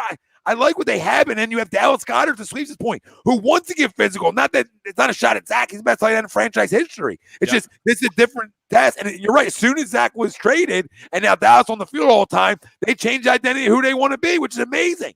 Which is okay. This is who we wanted you to be the whole time. Maybe your personnel didn't like doing that with your personnel you had, right? So now you like doing it. Now that guy's got an extension, which means you obviously see more than just the receiving impact. They're obviously part of that extension is the two-way tight end, sure, which not a lot of guys are. Not a lot of these tight ends. I mean, Kelsey will get fucking physical with you, but not a lot of them will. A lot of them are Kyle Pitts of the other world, where they're almost a receiver playing a tight end body, which is fine. Yeah, spread me out.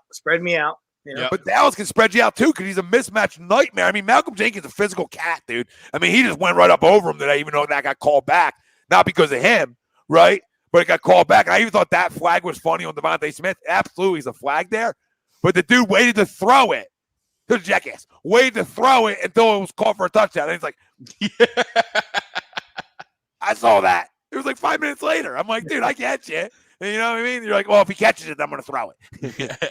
But I thought it was PI and it wasn't on Dallas. That was just fucking, that's how big of a body he is down the red zone, which is important because when you have the legs of Jalen Hurts, when you have the big body of Dallas Goedert, right? And then you have the speed guys of Quez and DeVonta down there and Jordan and Jordan Howard power. I mean, dude, you have a lot of different things you can go to make you successful in the most important part of the field there is, right? Well, it's the most important part of the field. It's the red zone. It's scoring touchdowns. Yep. I would like to know where they are, Greg, if you can pull it up. I just want to know like sort of their rankings inside the red zone. I feel like they've done a way better job of coming away with 7. Man, I know today you had a bunch of 3ers mixed in, but that was sort of later in the game. But man, I'm excited. I don't care what anybody says. I mean, 4 weeks ago, this was over. I didn't think we needed to have the excitement to talk Eagles football like this, to be able to talk an hour and 15 minutes of them being maybe a playoff team, of what they got coming up, of Jalen Hurts' growth, of Nick Sirianni's growth. If you don't see those things, then you really are a hater, right? Then you have an agenda. If you don't see that both of those two guys who were criticized by me personally here, right, early on this year have grown, then I can't help you watching the game of football then. I'm not crowning them. I'm not running the broad street with them. I'm just telling you that they've grown. They've grown. Not a lot of guys want to make adjustments in this league. At least obvious, like this big of an adjustment, right? Like most guys won't admit that, hey, what I'm doing is not working. What we're doing is not working. A lot of guys' fucking egos are too big for that shit. So to see a head coach do it, like really change an identity like that, on how they want to go about their business, dude, kudos, bro. Kudos. You can fertilize whatever the fuck you want to fertilize if you're winning games. You can say the dumbest shit in presser history if you're winning games. I don't care. That's why I don't really watch pressers. I watch when you get hired and then you hear quotes, right? I just don't buy into the presser anyway. If your players can buy into you and you can win football games, then go ahead, right? No, you're absolutely right, and you brought up the word ego, right? And that's it, right? Especially you get the guys that to get to this level of coaching, right? Even if it is your first NFL job, but you're sitting there like, I'm an NFL head coach. We should be able to do whatever I want, right? And to be able to either switch or just realize that whatever was going on wasn't working, and maybe you wanted to go back to what you normally do, but regardless, you did it, right? You made that switch. And your team responded. The team responded. Whether they won or lost the last 4 games, right? They played well enough to be at least in those games. I got to address it. I'm going to address it. I'm going to fucking flip out. Eric, this is what I'm going to tell you what I like, right? I like wins, okay? I like toughness. I like showing the ability to get better. And I'm also going to tell you what I said from day one of this season, that game in, game out, we were going to call it how we saw it. And if you didn't see it this way after Vegas, if you didn't see it the same way everybody else did, where they were projected to be a top 5 pick in the draft, if you didn't see that, I can't help you. Listen, he's gotten better. Nick's gotten better. So there's never been a dislike of Jalen Hurts. So you can never say, Tom, you like him now? Always like Jalen. There's a difference of liking and wondering if a guy can be your guy for the next 8 years, right? Right? There's a difference. There's a difference. God damn it. I said it a million times on this platform that I prayed to God he was the guy before the season. I prayed to God he was the guy during the season. So I didn't have to go back to the well next year. How many times did I say that, guys? Too many fucking times. Yep. I don't want to go back and draft another one because I don't know what that guy's going to be. I said it an hour ago. I said, like you could be as critical as you want, but as Eagle fans, you gladly eat crow, right? If you're winning football games and you're successful, right? That's what you want. Right? You're not sitting there rooting for, I want 4 draft picks. I want all this. No, dude, listen, you hope Carson plays 75% of his snaps so you get another pick. Obviously, you're rooting against it. You're rooting against my Dolphins. All that. All those other variables. You know what I mean? They just keep winning. You're surely not rooting against your own guy. Come on, that's foolish. That's foolish. Never. Then I wouldn't be excited doing a show after a win than if I was rooting against him. Yeah. Right. So the Eagles are 6th in red zone percentage. Now this is only touchdowns. But so far through 2021, they are 68.57%. The last 3 games, 63.64. They were 33% or last one. So I don't know if that's counting today's game or not. I guess so, because they only scored once in the red zone, right? They had a couple field goals. Yeah, I don't know because he had 2 rushing touchdowns, so that would be 2 there, and he had a third, but that was from outside the red zone. Outside the red zone, I think the third one was from outside, but he did have 2 rushing touchdowns inside the red zone because one was a sneak and the other one was the run to the boundary. The pylon. Yeah. So at home they're 64%, and on the road they're 71.43%. Wow. I mean, getting it done on the road, huh? Again, unbelievable. His longest run was 24. So was that the touchdown run at the end? I think it probably was, wasn't it? Come on, let me say. Why does it not tell me this? 24-yard rush. Okay. So, yep. So that was his long, which was right outside the red zone, obviously. Yeah. So he did have 2 inside. So they definitely had 2 touchdowns inside the red zone today. Which is huge, man. I mean, his ability with his legs is, can be a big difference maker down there, obviously. And we're seeing that, right? I mean, what'd you say? He has 18 total touchdowns. So, I mean, he's on pace. Yeah. He's on pace for that 30. I mean, how many games we have left? We have 6? 7? Well, we got 2 to the bye, and then we end with 4. 6. So 2 a game. 2 a game. He's average. 2 touchdowns a game of some sort, passing or throwing, to get the 30 combined touchdowns. And I believe if he got the 30 combined touchdowns, this would be a playoff team, right?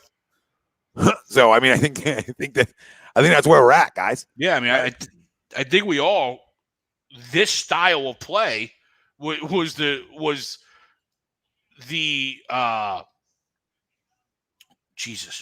game plan or the formula to put ourselves in position, regardless of how Jalen Hurts was playing, right? Or whoever was at quarterback. You play like this, where you're running the ball efficiently and effectively, and then your defense is playing, creating turnovers and scoring points.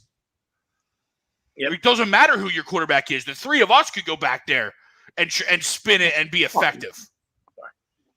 Of course, but he has played well. In defense of him, in his opportunities to throw the football, he's thrown it well.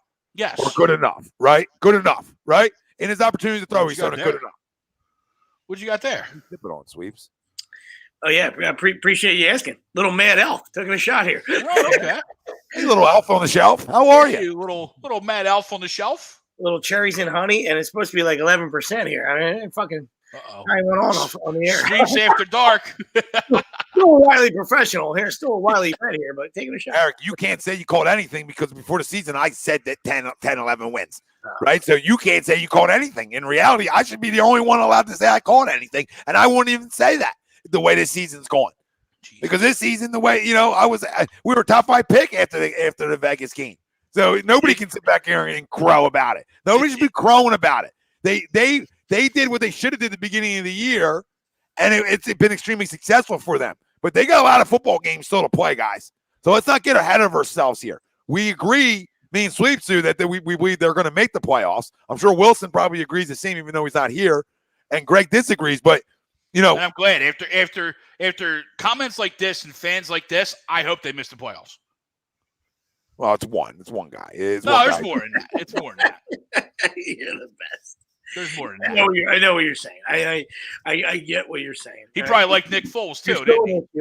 That's not biased at all, Kyle. That's not biased at all. First of all, I got to address you now. Now I'm going to address you because you're saying things, so I'm going to address you. That's not biased at all. I told you before the year how they could win games because their roster was in your shit division. Their roster was probably the second best roster in the division, maybe.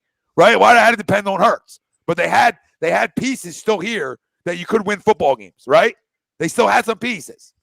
So I'm just telling you, I thought if they ran the ball, what did I say to you, Greg, before the season? Top 5 rushing attack in football, absolutely. And they can get the 10, 11 wins. That's what they had to be. So don't tell me that's biased. Yes. Am I glass half full guy? Yes, absolutely. I never not picked the Eagles to have 10, 11 wins. But I told you the formula to do it. It wasn't just a bias like, okay, I just want them to be good. Of course, part of it's that. But the main crux of it was the argument about what goes on between the lines. And what goes on between the lines, if they could have that kind of attack with a rushing quarterback, they absolutely could be in that conversation. You like the signings, all right? I mean, I think, obviously, in the summer, you had them at 3 wins, too. You weren't stupid, you know what I mean? But you like Steven Nelson. You like the, you like the other things. You like the defensive signings, which you thought was the crux. You like the things you did. They did. So, I mean, you were the first one to say that. So, I mean, listen, tip of the cap to you. But even 4-2, like that, and that's how hard, that's how hard of the sledding it's going to be, though. You know what I mean? So, it wasn't that you were a homer, but even a 4-2 burger over this last stretch here, it only gets you to 9. You know what I mean? Like you got to go 5-1, which very, very possible that could get you to 10. It's not easy. Yeah, I mean, you got to go 5-1 to be a playoff team, in my opinion. To control your own destiny, you got to be 5-1. Yeah, I know. Because I don't see us.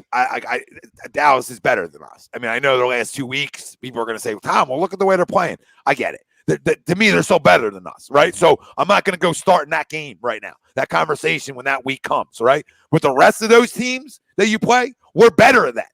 Like, I'm not telling you head and shoulders. I'm just saying we are better than every team left on our schedule outside of the Dallas Cowboys. The NFL is weird. We know it. It's a week-to-week league. But also, when you start playing good football, that usually those teams continue to play good football, right? Like if you find winners of 3 out of 4, right? Your winners are 3 out of 4 at the right time too. This is when you want to start getting going. This is when you want to have your identity. There's teams out there that started hot that might not know who they are right now. You got teams that are hot, right? That have faded a little bit, and then they'll catch steam. But you guys know what I mean. Yeah, I mean, look at the Chargers. Chargers are one of those teams, right? Chargers. The Buffalo Bills. The Buffalo Bills are that team right now. Rams. I mean, the Rams last 2 weeks. Rams, You know who the fuck they are, and they're loaded. They're loaded. And then you have other teams. Ironically, it's the team that we're also rooting for and we're rooting against, right? The Indianapolis Colts started out bad, and now they're 6-5. We're in that same boat too. We started off bad, and we started to turn it around, right? So it goes. There's multiple teams that are in the same spot. Yeah, I don't know. I mean, nobody's talking 10 wins anymore. It's just, I mean, it's prior to that. I mean, now we're just talking about absolutely, Nick. You gotta go play the teams that are on your schedule, and you gotta go get W's. You gotta get you play. The schedule is what it is. All right, and now you gotta go play, and you gotta go win. You gotta, and if you squeak by, that's a win is a win. Obviously, Greg would like a state. He would like some statement wins. There's nobody really on that schedule except for the Cowboys that get you a statement win. No, I know it's not coming up. 50-0. There's nothing coming up. You got your college hat on. I'm saying if you win 50-0, that'll be happy for you. You're actually a member of the committee. You're a committee guy. I see you. You're an NCAA. You're an NCAA cocksucking Season bowl. Absolutely. you want to fucking see. You want to see statements. That's what you want. Look at this. What the hell happened? No, but to your point though, I hear you. You go 5-1, you go win 5-1. That's a damn statement. Yeah. Right? Yeah. Even though you're playing that, you went out and handled your business. Absolutely. I mean, listen, today's a statement win for me. I know what they're dealing with offensively, but that's a statement win to me. It was a good win, absolutely. That's a great defense on the other side of the football there, and you went and statemented me in the first half, right? Like, you know what I mean? I came without reach in the first half. You statemented me just by the way you took it to the best rushing defense in football. That's got to be a statement to you, Greg, right? Because, it's one thing if you get out of here because your defense took the ball away 10 times, right? You didn't do anything offensively, but they just didn't do anything offensively. That's a different type of win, right, Greg? Today's win was they know what's coming. That's what they do best, too, and you ran it down their fucking throats. That's statement to me. There's no other. The score then is irrelevant because you did what you do best better than what they do best. So we knew it. We knew offensively they were going to be a little bit of a struggle, especially Kamara. We knew that too, right? We understood that, but we've also watched backups come in the Lincoln Financial and spin all around on us too. Yeah. So we've seen that side of it. So I mean, you still got to go over and execute and get it done, but their ability to pound it down their throat. In that first half, pretty much, that's not even the first half, the entire game. Their ability to run the football is a statement to me. That's a statement win. Because you needed it. You could have easily lost this football game as much as you want it to. We know how this league works. So it has to be. Knowing where you were. Like I said with the start of the show, they knew they were 0-4 at home.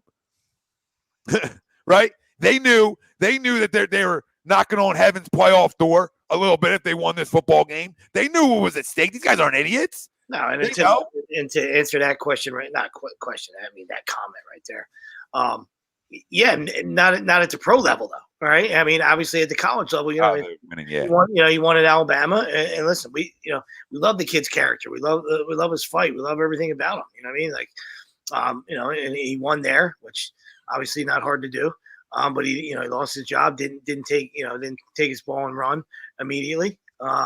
And then, obviously, he won at Oklahoma for whatever that's worth, so yeah, absolutely. There's nothing taken away from the guy, but he hasn't won at the pro level. You know what I mean? Like they're still 5-6. You know what I mean? Let's relax a little bit. You know what I mean? Like, is it in there? Can it get there? Absolutely. I mean, and like I said, we know he'll be the first guy there. He's going to outwork everybody, and he's the kind of guy you root for. So, you know what I mean? Like there, the story on Hurts is still incomplete.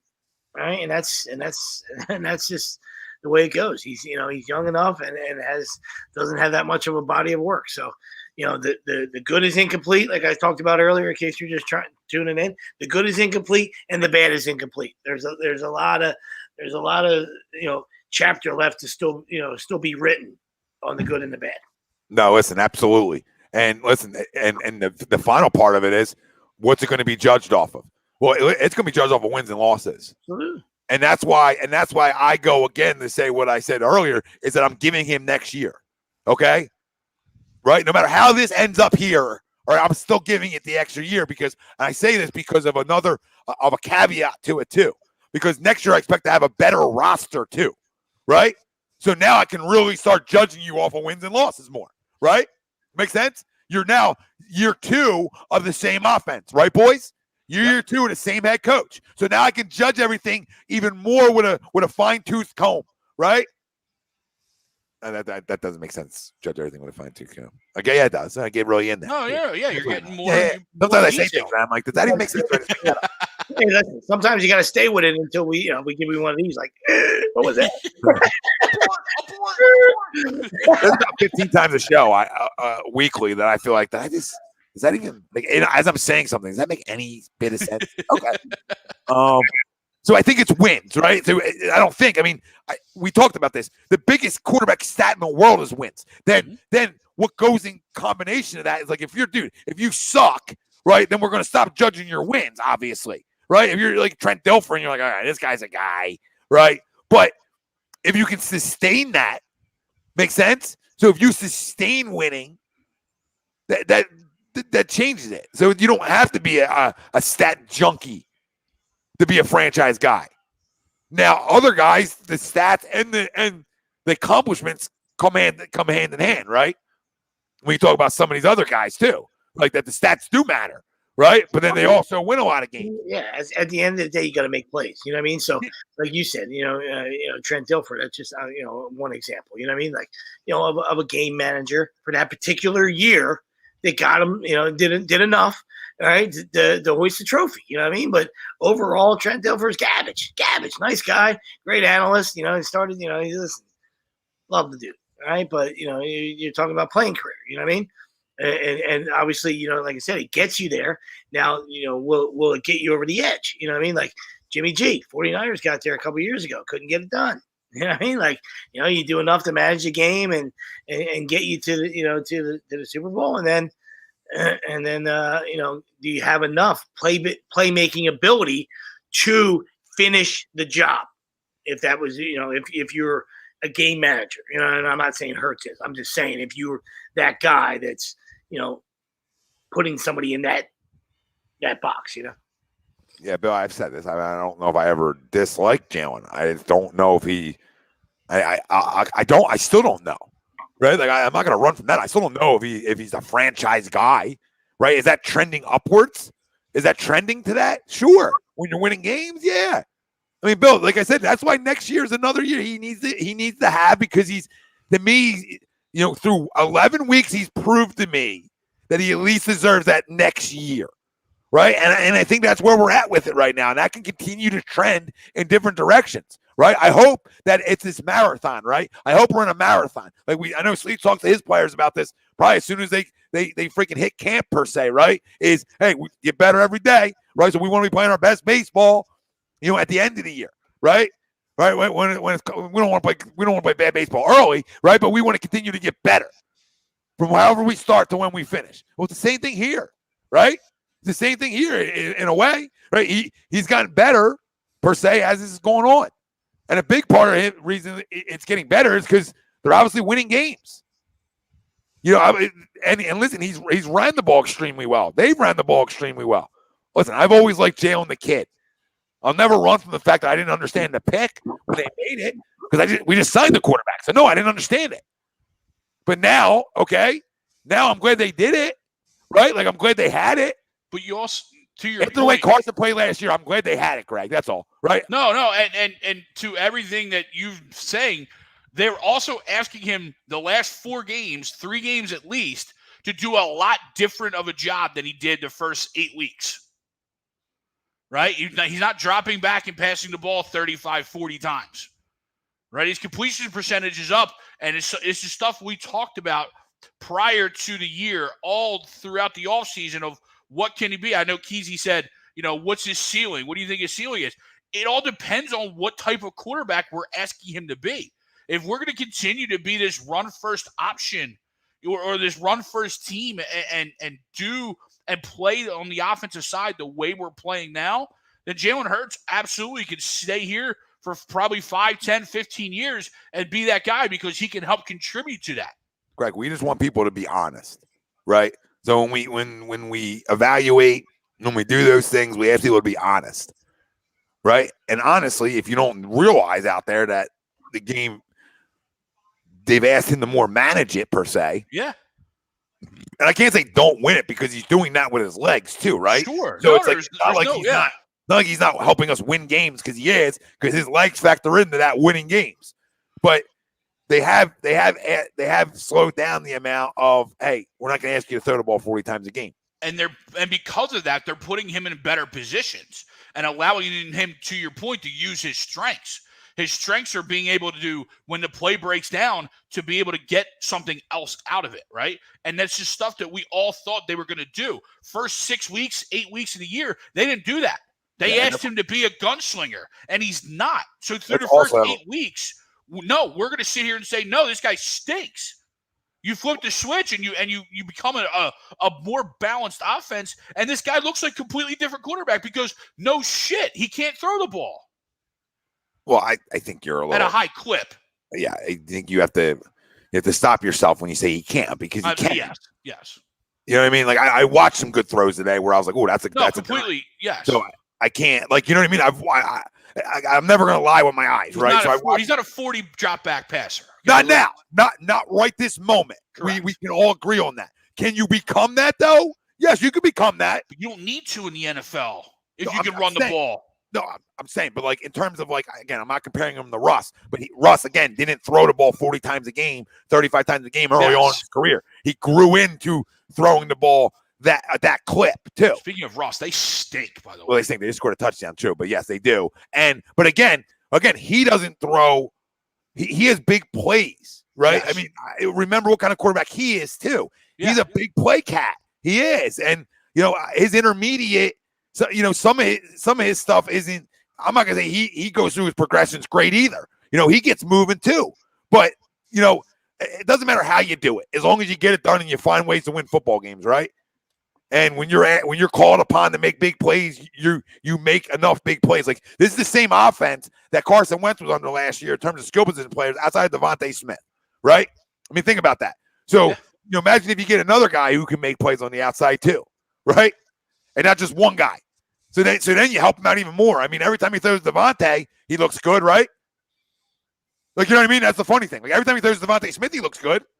So what happens if you had another guy that's there that makes him look good, right? I mean, that's part of it too. I mean, when you're most of your targets to your two best offensive guys, Dallas and DeVonta, you're going to look good for most of the time. And that's not a shot. It's just what you should do. To your point, like, now we need more weapons. Miles Sanders, listen, dude, if you can't hold on to the football, where was it? The question, Eric asked. If you can't hold on to the football, this is why Deuce Staley was all up in his ass last year, okay? This is more the reason when people say, well, Tom, why is he not getting the ball? Because he puts on the fucking turf too much, all right? So Jordan Howard is a better running back than Miles Sanders right now, all right? He's had more yards per attempt today. So for all the explosiveness, Jordan looks pretty explosive too, doesn't he? Because nobody wants to tackle him. So listen, I think they complement each other extremely well. I'm not going to run from that. I really do. But Miles needs to hold on to the goddamn football, because this little diva, because fumbling's diva to me. Fumble will always be a little bit of puss, right? That's what fumbling is to me. Not all the time, but when it becomes a trend, then I think you got a little puss, right? You don't like being hit. That's what it tells me if you constantly fumble the football. especially at the running back position. Yeah. I smell pussy. And we got bailed out on that one. We got bailed out on the Yummy. progress. Thank you. Yummy. Let me get in there. But I do. He is important to this football team, though. I mean, I'll be critical of him. I'm not giving him an extension, right? I'm not doing those things right now, right? But I mean, I think a lot of people overrate him in this city. And does he have great ability? Sure, he's had that since college. But when the same things are your problems now that were your problems 4 years ago, then there's no defending it. The legal team's got to sit back and say, all right, dude, he is electric. But when you put the ball on the turf, I don't care if you rush for 12 carries for 95 yards, right? If one of those carries is a fumble, you killed me. You killed me. I'd rather have a guy averaging 3.5 yards a carry than you then. Yeah, you got to pull Darnell Jefferson. I mean, you got to walk around everywhere with the football. You know what I mean? And then just have people. T.J. Barber did it. The mailman, everybody try to knock it out of your hand. You know what I mean? Like, once again, we're just talking about developing your game. You know what I mean? Like, you've been out. He was out all that time with injury, dude. Like, you got to walk around double footballs and just have, you might not be able to do anything in practice. Have guys try to punch the football out, man. Like, I don't know if that's not going on or not. I can't say that for sure. You know what I mean? Like, I'm not there, but like you said, right? If you're scared of contact, or the first time you're contacted, you just your instincts are immediately to put the ball on the floor. You know what I mean? Like, that's not a good quality, man. That's not a good quality. You can't really be can't be a successful back especially in the NFL if you're going to put it on the carpet. Yeah. No, you're not going to be. Especially at that part of the field, right? Last year was the other side. Last year was you put on the dirt going into the end zone. Yep. Now we're coming out the other end. Well, last year was equal opportunity. Twice inside your own 10. You know what I mean? Almost twice. Yeah, almost twice. And Mark, thanks, brother. Thanks, brother. Mark, you're the man, brother. We appreciate you. Salt Lake City. Right. Nice. You, buddy. Bundle up. Huge win by the Utes. Huge win by the Utes. Utes today, by the way, Mark, because I had Oregon loaded up yesterday. Like an asshole. The Eagles, if they go linebacker, Devin Lloyd. Fuck you. Yo, he lays the wood, dude. Devin Lloyd can play. Wow, yeah. Yup. I was going to message you guys that last night, and it was like in draft and never got sent to you. But that was about him. Behind the Kobe Dean from Georgia in rankings wise. Sam, what do you mean, Sam? How can we not be stuck on the fumble? It was in the 10-yard line. Come on, what are you talking to with that, Sam? Like, he had a good game, good. But it all goes away when you fumble inside the fucking 15. And he got two. He got bailed out on the second one. He really two. Dude, if it just happened today, Sam, and he didn't fumble in like 8 games, then it's like, okay, that happens, right? Sam, what happened first drive of the game against the Rams last year? Inside the 5-yard line, going in for a touchdown. Did he fumble? Like what got the Browns too? And then the Browns too. I was just going. It's always a killer because you're in plus territory. When it happened last year, you're in plus territory and you're taking points off the board. All right, but today, possibly twice inside your own 10 is a dagger when you're playing against a guy of the caliber of Trevor Siemian. That's when you're opening the door. You can't give him short fields. When you're giving a shipper like that an opportunity like that. That game's over. It's 14-0, and you put it on. You open the door back up for him, man. Zan, come on, Zan, the Rusty. He did it all last year. Are you a Penn State fan, Zan? I'm just asking for a friend. I feel like you. 18-1. I need Seattle to score. I need to stop and score. I got Seattle on the screen. We got to call it how we see it. Is he electric? Absolutely. Yeah. Would I love Miles Sanders? Can he be running back one if he didn't put the ball on the turf as much as he does? Absolutely. Sure. Absolutely. Love the comment, Casey. That's all we're trying to do here, buddy. That's all. Like, I understand. Sometimes guys scream from the rooftops for different things, and then that's why the platform is amazing. It's agree to disagree. You know what I mean? But all we try to do is just point out, try to keep it real, man. Like on both sides. You know what I mean? You can be a fan, but you got to be a guy that watches the game. Come on, man. Just call it like it is. Who said release? Did somebody on this panel say release him? No. I didn't say release him. Could be in the chat. No, nobody ever said. I mean, you said you're not giving an extension, but it's not like that doesn't say you're releasing him. He's still on a contract. Let's say I don't need him. Like, why do you think I disagreed to the poll this morning on Nate's show? Like, no, it doesn't like move the needle. Like, do we want to get Miles back from injury? Of course, dude. Sure. Like, I'd be an idiot to not say I don't want a weapon, right? Then I'm an asshole, right? But in the poll, the Thursday show on Birds of a Feather here, right? Like, I disagreed to it because I said Jordan Howard should be running back 1 right now. So now should they split carries? Yes, but my main bell cow is going to be Howard with a sprinkle, right? With a sprinkle.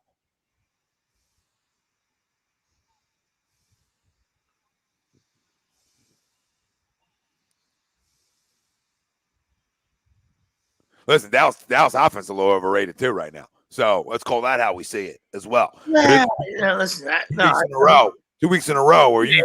I mean, you're not wrong. You're not wrong in that with that statement. But to Greg's point earlier, you know what I mean, and we know that the abomination that the Chiefs defense was, but give Spags credit. They're figuring it out. That's what coaches do. That's what successful guys do. Players, coaches. To even in your own backyard. Sirianni, love them or hate them. Flowers, water the flowers, spread the seed, whatever you want to do. That guy has made adjustments. You know what I mean? Like, we said, hey, it's 7 weeks late, but he's made adjustments this last month. You know what I mean? And that's all you can do, man. And as a player or a coach, you know what I mean? And whether you execute or not, or whether you come out on the winning side or not, all you can do is try to make adjustments, right? And not fucking, do the definition of insanity, right? Do the same thing over and over and over and expect different results. That's all. That's all we're saying. That's all we're saying. And listen, he's like I said, he's an important part because we need him, right? We need that explosiveness, especially when we're having identity of a run-first football team. Right, like if we want a run first football team, then okay, right. But we've proven that over the last 4 weeks that we're run first. Mm-hmm. So getting him back is obviously a bonus, but he needs to hold on to the football. And you can keep telling me, Jordan, that it's slander. Telling a guy to hold on to the football is not slander. And you can tell me he can improve in it. He hasn't yet. We're now in year 3. How many years? We're in year 8. We're in year 8 when you go back to Penn State. Like, come on. I watched literally every game with a guy in college and pro. Greg's a Penn State. Doesn't hold on to the football. Tyreek pretty good. Yeah, that was a hell of a move. the old jump back. The old jump back. Whoops. This is me though. Like, what are you doing, dude? What are you taking them? I wanted to tell you earlier too. I'm just not that guy that screams from the mountaintops. You know what I mean? Like, I never want to be that guy that gives out the wrong information. You know what I mean? Like, but I should just hunker down and say, hey, listen, this is where I'm at, buddy. Right? And like I said, hindsight's always 20/20. So it is what it is. It's not a shot at you. It's not a shot at me. I just saw the Tyreek play. Holy shit. It's all right. You just go back at it tonight. You know what I mean? Yeah, of course. You're just loading up on somebody. Mason Rudolph playing tonight? No, it's the corpse of Ben Roethlisberger. Oh, my God. Dude, I almost like the Steelers plus 6.5. He made the trip yesterday on his own flight. What do you guys think? You guys actually like the Steelers 6.5 tonight?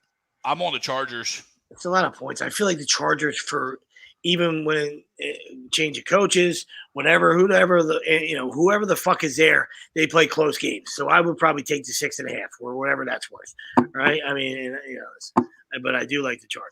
But I mean, I like them to win the football game. But I think it's no TJ Watt. I mean, it's not. It doesn't bode well for the Steelers, which usually in sports means take the Steelers. Right. You know what I mean, buddy? So. Wow, Colt McCoy, what a drive. What a drive for Colt McCoy. Arizona Cardinals after this one are arguably should be talked about as the number 1 team in the NFC East. I mean, the NFC. I mean, they're winning without their 2 best players on offense. I mean, literally. They're winning without the 2 best players on offense. On the road. On the road. Two wins in a row. 2 wins in a row. Without him. What a catch by Kirk. 9-2. That's a great catch. Zach Ertz had that catch after catch. And by the way, Jamal Adams stinks. I don't care what anybody says. Colt McCoy, 23 of 43. Holy, they're dropping back, throwing the ball 43 times. Yeah, I feel like Ertz had a good game too. Yeah, he did. You're right. Every time I looked over, I felt like I was watching Ertz run down the field. I just don't think he's got a tutty though. That's the only knock to his day per se. Who Hurts? Yeah, he's got a touchdown, 1 yard shovel pass. Yeah. Oh, okay. I missed that one. He scored the first touchdown with him. Yeah, Zach 8. Oh, he's got 2. I even missed that one. He'll get paid. They must have called that one to Kirk out of bounds then. Parsons another sack. Jesus. Yeah, 8 for 88 for 2. Ertz. Oh, they're saying incomplete. Rondale Moore 11 for 51. Blandino is saying incomplete on the Christian Kirk. He's saying the one knee looks out. Yeah, well, I just put up the stats and Kirk doesn't have a tutty. They're waiting on it now. So I guess this next play goes to Ertz. Or no, it's still 16-3, 13 on score. So no, Eagles say I don't think he dropped balls left and right. I mean, I know he had the one drop to the sideline. I think that was going to be out of bounds anyway. But the other drop, okay, I hear you, but I didn't think he was dropping balls left and right. He had 6 catches on 8 targets. I mean, yeah. So that would be by definition be 2. Yeah. I would go 1.5. The opposite of left. I mean, I know, but that's not left and right, right? Dog would have been out of bounds, right? 5 on 8, 5 on 8, 5 on 8. The opposite of left and right, by definition. Left, right, center. That's a great game. I don't think he had a ton of drops. There was 5 out of 8. There was literally one drop that I remember. The other one went to the sideline. I feel like that was going to be out of bounds. Yeah, it was a tough catch. I'm not killing him on that one. Come on, guys. I mean, I had a good game. Would we like to? Sure. The one catch, was ridiculous. So come on, let's take the good with the bad, man. Come on, now we're doing this. I know he's had a little tendency of drops in his career to a point. I get it. Yeah, they're coming after hits to the head. Oh, sorry, too soon. Yeah. Listen, Nick, Jordan Howard is a baller. Yes. There's not many guys in the league like him. And the ones that are like him are very successful. So I guess I'm not getting my Dalton Schultz touchdown, huh? They're going to get the ball back, so we'll see. Joke. They're attempting like a 60-yard field goal. Let's go. Get a block. That's the last leg of a parlay I got. What, Schultz? Schultz touchdown. Well, they're going to get it back one more time, buddy. I'll root for you. Like to see a Gallup 50-yarder, and then you can have your touchdown. Jamal Adams on cue. Stinks. Jamal Adams stinks on cue. I mean, anytime you're the guy anytime you're the most, the squeaky wheel usually does suck, Tom. You know what I mean? You know what I mean? That's the guy that trade me and fuck everybody and yada yada yada. And there you go. You got your trade and you haven't made a difference in Seattle. Tannehill threw 52 times. Well, they punted it. Pooch punted. Oh my god. Wow, that goes down the one. Fucking Andy. Fucking Andrew. Tannehill, 52 dropbacks. Obviously, that's not in their game plan. No, and what'd they do today? Yeah, lost the Ofer team. Yeah. Right? I mean, listen, there's going to be weeks where listen, we were crowning Vrabel and the boys, and they're still a really good football team, right? But there's going to be weeks where you can't, right? Yeah. There's going to be weeks where they take it away from you, per se, right? There's going to be weeks where they make it really difficult, even though they might not be their best rush defensive football, right? Yeah. There's going to be weeks, and on those weeks are the weeks that define when we talk about these wins and losses, because there's going to be weeks. Like coming up, there's going to be a week where we don't run it well. There just will be, right? Can you make enough plays? That's what we're going to find out. That's a terrible ball. Fucking Dak Prescott. If I'm a Cowboy fan, I'm smoking him and his big contract after this one. It's on a good ball game. He looks terrible. But yeah, it was poor in there. Like sometimes, like you said, you got the no pun intended, the perfect storm, for an upset. You know what I mean? Yeah. Like, teams won 6 in a row. The Texans are an absolute abomination. The weather is a factor. King Henry's home. Home rehabbing. It becomes a perfect recipe or perfect storm, And there's Schultz. And like I said, in the NFL, anybody's ripe to be picking, especially when you go through the motions. You know what I mean? Well, no, Don. I said, hold on, Jesse. I'll read that in a minute. Ryan asked the question the other day to me, and I said I would take. It was take Baker having to sign him or take Hurts, and I said I was keep Hurts. You know how you feel about Baker, Don? He fucking stinks. So I said I would take Jalen at this point. Like if it was signing Baker and taking Baker or having Jalen in his contract, I'm taking Jalen. And I was a Baker believer. Yeah, they've dropped a lot of balls. God, dude, another drop. Yeah, he's been horseshit, but they've dropped a lot of balls. My goodness. Dude, I needed that because I have Cedric Wilson in daily fantasy right now. I really need that catch. Like, can we get a clue, please? Can we get a clue? You're wide open. 40-yarder right on the fucking rope, dude. I need that one. I'm not the guy that comes on and tell you all I need, but I needed that one. All I need. Low risk, high reward one. Just sitting there. Gotta have that. Can Gallup please catch a 40-yarder? Please come on. Cricket down here. I feel like I'm being evaded by Tom Arnone. Schultz. Way to get off field, bud. I got him earlier. Now I got to clean him up. I mean, I try to tell these guys. I always tell them before I fucking murder them. Tell your friends. Tell your family. Do not come back. I'm an absolute fucking assassin. I don't want anything to do with you. Right? Stay the fuck. Cameron Jordan wanted no parts of Jordan Mailata. Then Cameron Jordan's a great defense end in this league. It has been for a while, and I feel like Mailata ate his lunch up today. To give credit where that's a Pro Bowl end right there. That's a damn good one out there. And he's so big, dude. It's hard not to. It's not like we talked about. We kill Howie and the fucking boys for all the misses and all the horse shit that of course it's fucking Zeke. I mean, Zeke's still in the goddamn fucking game. Kill him for all the misses and all that bullshit. You know what I mean? But and we definitely commend them and tip our caps to them when they do something right. You know what I mean? And that's the way the business should be. You know what I mean? Tremendous job with Jordan Mailata. You know what I mean? Like, from the sense of like our kind of guy. You know what I mean? Mm-hmm. Like if a guy is fucking mixing it up without pads, could you imagine him with pads? That's the way I look at it. Not only is the guy a mountain of a man, the guy's a goddamn fucking solar eclipse, right? But now you put pads on him, and you can teach technique, right? Toughness you can't teach. Well, we've talked about that from day one, right? This guy is a guy that is a rugby guy with probably fight kangaroos, absolutely butt fucking tarantulas, and then you just got to put fucking pads on him and teach him some technique, all right? It's in there. He's a fucking killer. I mean, so it's so well said. So well said, right? You want to mix it up without pads? I mean, I'm sure you're gonna love it with them, right? Yeah, you just play rugby. Rugby. You guys remember Jermaine Mayberry?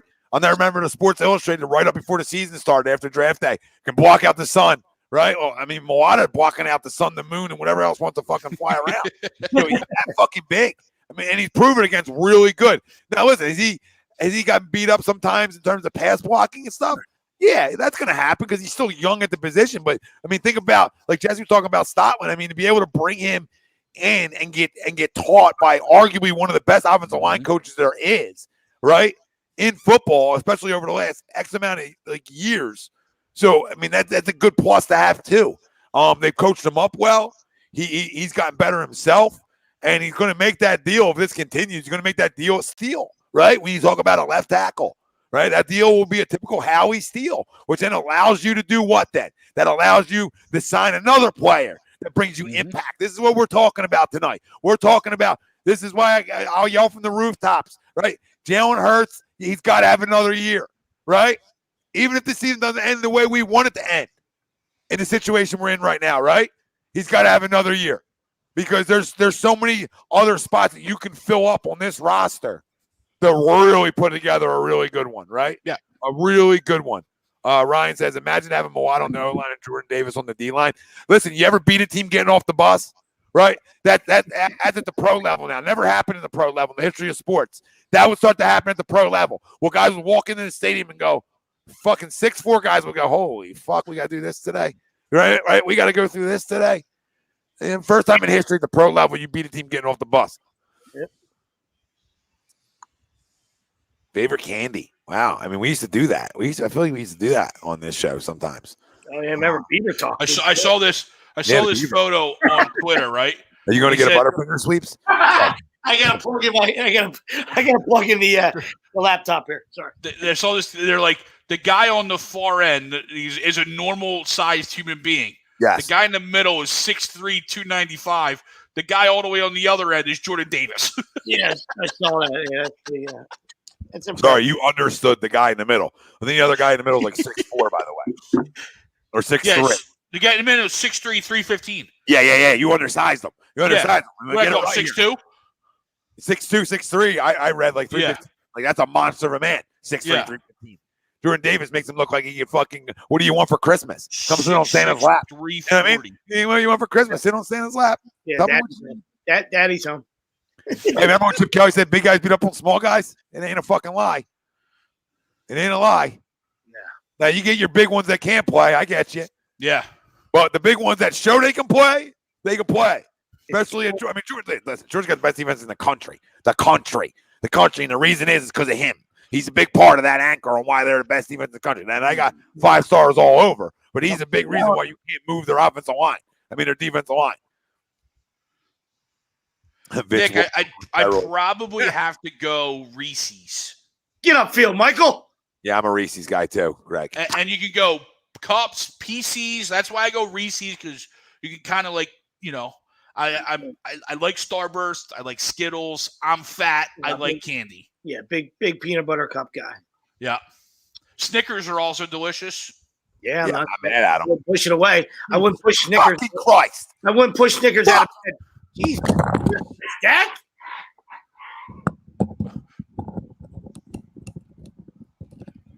What happened? I got 3.5, dude. You're driving down the field.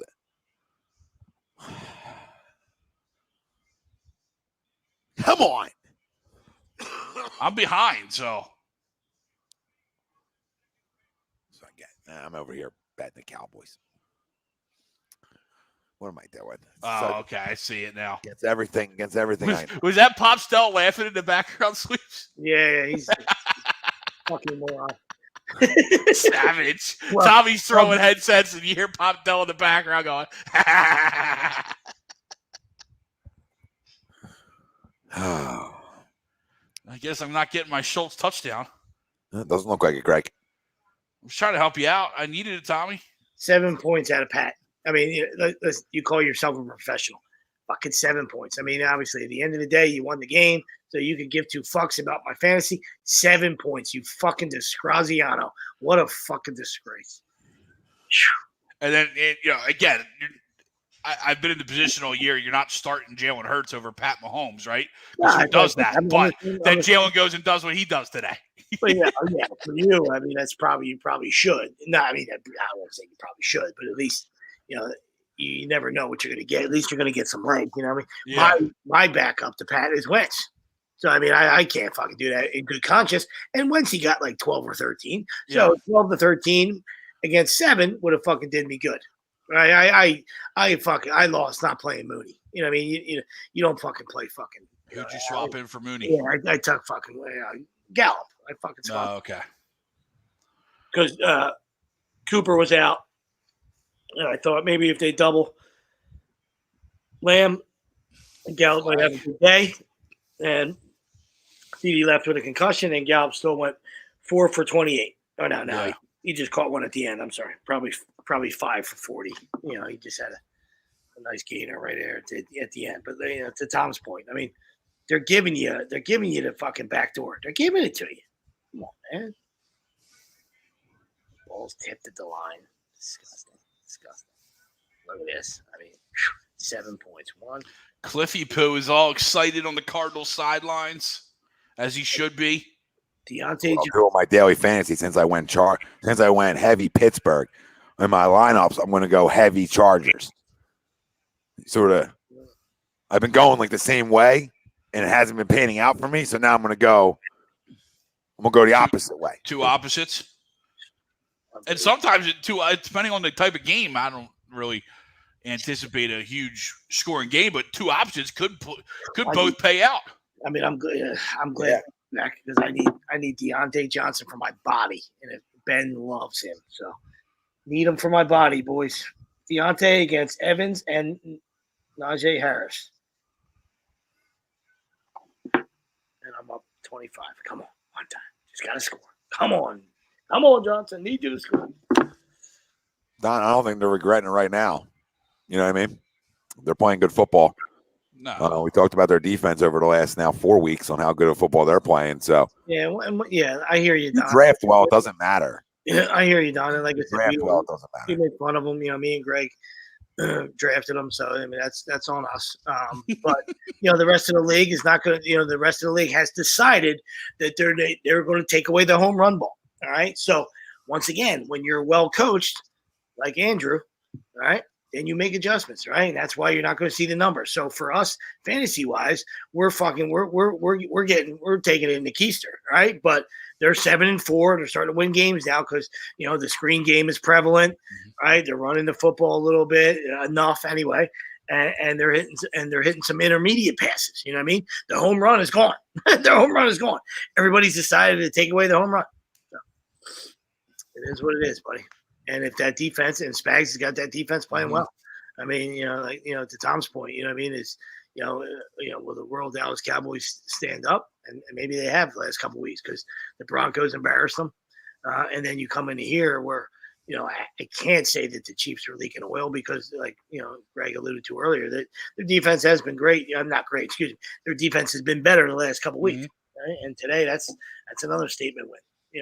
That's a good offense, and you hold them to 9 points. Yeah, boys, let's do this. Let's give me, and then we'll do our crumbs. I want, two good game balls you're giving out around the league, right? And two fumbles, right? Instead of winners and losers, we're going to give 2 game balls out. Family out there, chime in. 1-2 game balls. I'll just go first on the first game ball, right? Just have one in my head. And it was sort of my argument with Greg earlier, not argument, but my reason on why it was a statement win today for the Eagles was because their ability to run the football. They get a game ball again. When you go against the best rush defense in the league and you put up 240 on them, that's a statement. That's a game ball. Everybody knows you were going to do it, and you did it well. So kudos to our Eagles for one of the game balls. So it'll be 2 game balls and 2 fumbles. My first game ball will go to the Indianapolis Colts. You go on the road to Buffalo and hang 41 on them. Yep. And I know it's all Jonathan Taylor, so I should just say Jonathan Taylor, right? But, your defense also played too. And to hold them to 16 points at home with that offense, that's a game ball. Absolutely, brother. I'm with you 100%. I will go. I'll land myself in Washington. Taylor Heineke. It's a road win. I root for the kid. I think he's tough as fucking shit. He's tough as nails, and he might not be the sexy pick. And I'm not saying he's going to be a 10-year vet and do all this good stuff, but couldn't be more happy for the dude getting an opportunity. Love me some Ron Rivera, and that's a good win for them today. Like I said, to stay in playoff contention, and to keep, in their eyes, keep this thing moving for them. You know what I mean? Yeah, I'm going to circle into a fumble now. And then we'll go back to our other game ball, right? First fumble of the day to me has to be the Chicago Bears.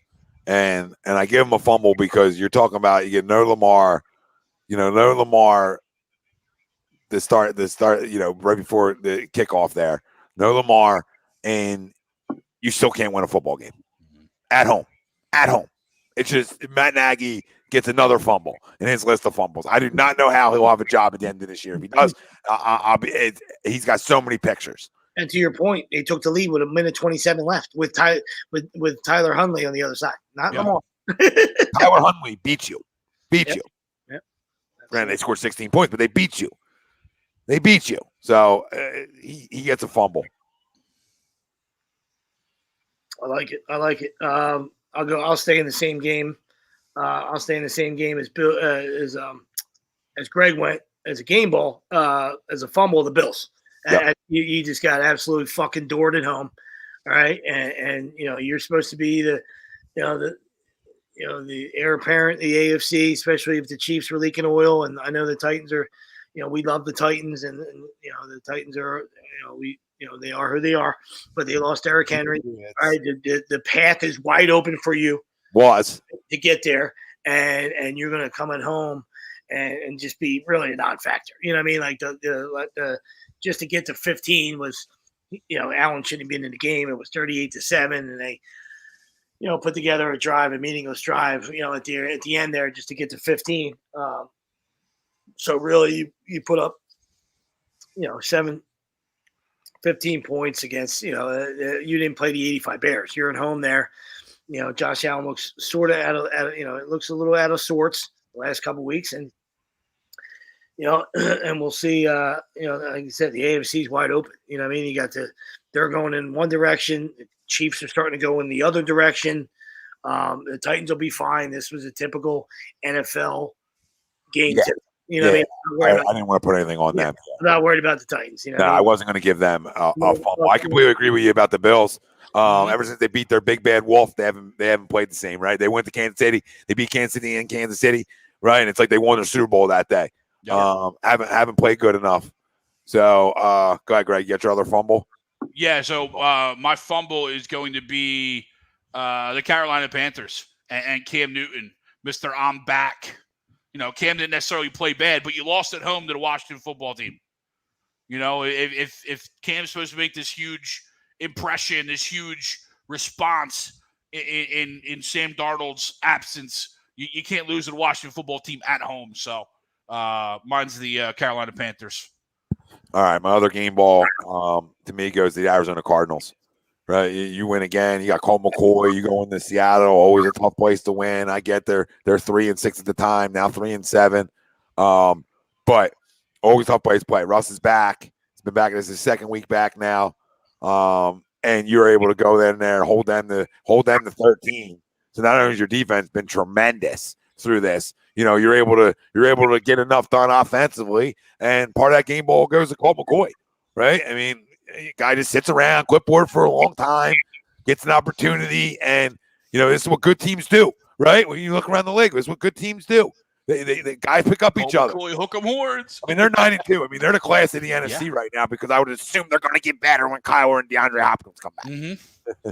So and Colt has allowed them to play the slow game with Kyler. Yep. Because I think they come up to a bye next week. So you were able to get another game out of Colt McCoy, and you won while keeping Kyler down for now 2 more weeks with the bye. And you're dealing with ankle injury, dude. It's no joke. Whether it's high ankle sprain or whatever, it's no joke. And especially when the key to his game is I know Kyler throws the ball well, but his legs are the key to his game. And they open everything up for Kyler. Yeah. So the more rest you can give him, spot on, Greg. Absolutely. So LeBron punched somebody in the face? Who? That's what Ryan said. LeBron about to get suspended. Turn on NBA TV. LeBron just got into a fight, punched a Detroit player in the face. Gosh, let's go. Let's go. Bye, Bron.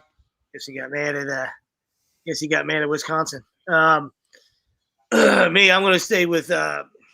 I'm with Tommy on the team game ball. For me, it obviously it kills me to say this, as a Dolphins guy, but for me, it's the New England Patriots. You know what I mean? And well, obviously what they're doing on defense. I love what Mac Jones is doing. But it really just solidifies that Bill's probably the greatest of all time to do this. All right, and that's just the bottom line, and that's more the reason why I'm rooting for him. You know what I mean? You say to yourself, Sweeps, you're a Dolphins fan. How can you root for the Patriots? I don't necessarily root for him, but I'm laughing inside, all right, because of all the people that want to tell me it was just Brady. It's just Brady. It's just Brady. And Tom is the GOAT. I love Tom. Dude, this dude's bleeding like a motherfucker. He punched him right in the face. I don't love Tom. Did he? All right, Tommy's the GOAT. Right? No, he squared him up, dude, on purpose. Tommy's the GOAT. I'll get to that in a second. Yo, he hit him with a sideways boom when they got tangled. They got tangled up off a free throw, and he literally looked at him and went, boom, all his face. Dude's gushing blood all over. A piece of shit. See ya. Okay. Yeah, completely agree, Sweeps. And like I said, I'm just going to finish real 2 seconds. Like I said, I should never root for him. I actually despise the Patriots, but in this particular case, I want him probably, obviously, I would like him to get his just to shut everybody up and say, listen, he can ride in the sunset. The other guy can ride in the sunset. And then most people with common sense can understand that it was a mutual deliciousness. You understand? Yeah. Don't tell me it's one. Don't tell me it's the other one. It's a mutual deliciousness, right? Absolutely. Tommy and fucking Bill were beautiful together, all right? You can't have a dynasty that long. And separate, they're still goats. Yep. Yeah, you don't have a dynasty that long if both aren't great. Yep. It's just factual. You can win 3 maybe, and one just be that great, right? But you ain't sure as hell win as many as they did without both being great. Our fumbles. My last game ball. Yeah, sorry, real quick. Our fumble and our game balls was brought to you by FanUp and FanUp is the best way to enjoy fantasy sports, daily NFL contests, and more. Win great prizes. Sign up today. Use promo code A2D. 5,000 bonus points at the $50 value. That's going to keep you rocking. I'm telling you, no salary cap. Go download the app right in the Apple Store. FanUp. Best way to enjoy fantasy sports. Go ahead, Greg. And if you started this guy in FanUp, you probably had a pretty good day. 8 receptions for 169 yards and 2 tutties. He's going to be a thorn in the Eagles' sides for as long as he is putting up numbers like this, Mr. Justin Jefferson. You can't. That's a monster day. I think he broke one of Randy Moss's records as the fastest to get to whatever it was. I think it was total touchdowns or something. I forget what it was, but he broke a record by one of the GOATs. Insane. Yeah. Did everybody do all theirs? No, I think I have one more dud left, right? Oh, do we have another fumble left? Too. Yeah, okay. We do have another fumble.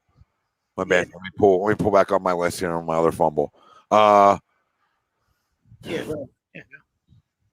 I was thinking about staying in that same game, but I'm not. Do the opposite of whatever you do, because I got 2 in mind.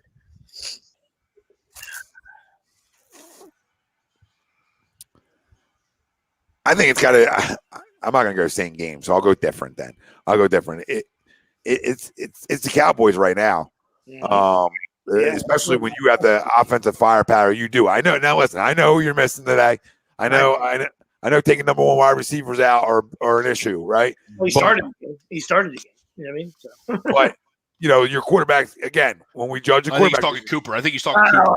I'm talking Coop, right? I get it. It's tough, right? But you're still getting paid a ton at the quarterback position, right? And you guys put up 9. You guys drop all those. The amount of drops I watched today too. That played a part in it. Dak wasn't great, and then when he was on the money, they were dropping him, right? So it was a bad combination. Defensively, I thought they put up a tremendous fight, but it's just the way you played over the last 2 weeks offensively.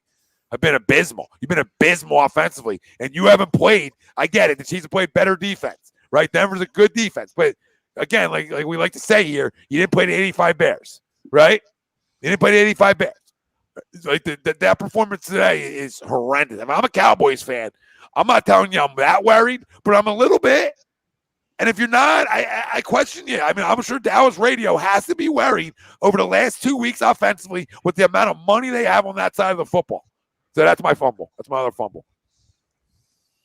Yeah, no, I'm with you 100%. That's where I was going to go. I had 2 of them left. So I'll go to the Raiders. You know what I mean? Like, the AFC's wide open, and you have that kind of performance at home. What lackluster? I know it's been one of those last couple of weeks. I know they were the hot name, the sexy name early on, and then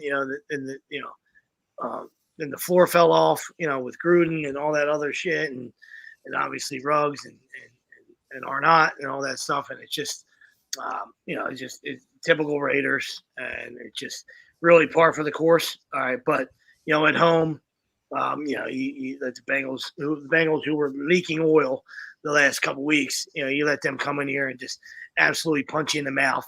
They scored 19 in the 4th to absolutely, to separate and seal this win. And it just, like you said earlier, just about the Cowboys, there's still plenty of weapons to go around to put up 13 points and just be abysmal. You know what I mean? And it's just, it's the story of it's what the Cars do. You know what I mean? Obviously Derek's better than David, but is what they do. It's what they do. You know what I mean? It's there's always some promise. There's always like a 5-game window where everybody gets their little red rocket out and they're excited, and this is what he does. You know what I mean? So it's who he is. Don't ask Curly because he'll tell you he's a Hall of Famer. But anybody with eyeballs will tell you, this is Derek Carr. That's what he does. Big arm. Probably tough to ask Curly because he's always in Facebook jail. This is what Derek Carr does. Big arm, little nuts. Sorry, I said it. Happened. Greg, last one. Yeah, last one for me is the Seattle Seahawks. You know what I mean? Yeah, second week of Russ, you would think you'd be better than what you showed. You had a limping Arizona Cardinals coming in, and you laid a dud. And you're a bad football team right now.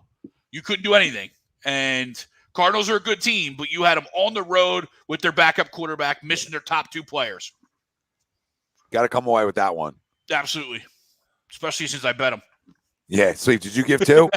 Yeah, I'm done, buddy. Bill, right. We're clear. Andy, Clear Andy and Pete are coming up following us about 11 minutes from now. Stick with HUD for the WWE Survivor Series live reactions with Andy and Pete Evans. Yeah, we'll get out of here because I think this week is unanimous and Sweeps as the elder statesman will take it, and because I know you two agree 100%, and we'll turn it over to Andy and the fucking boys and bring it home, fellas. All right, tune in to A2D for all your fucking needs.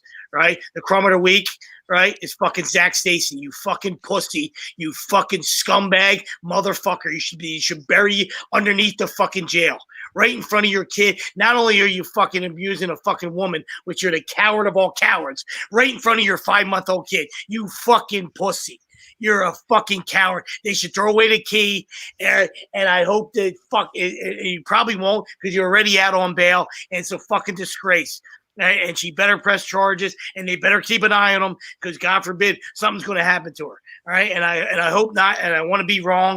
All right, but that's what cowards do. They're going to go back to the scene of crime because that's what he is. His NFL career sucked. His football career sucked, and he's got to get fucking physical with a woman. Fuck you, you fucking coward.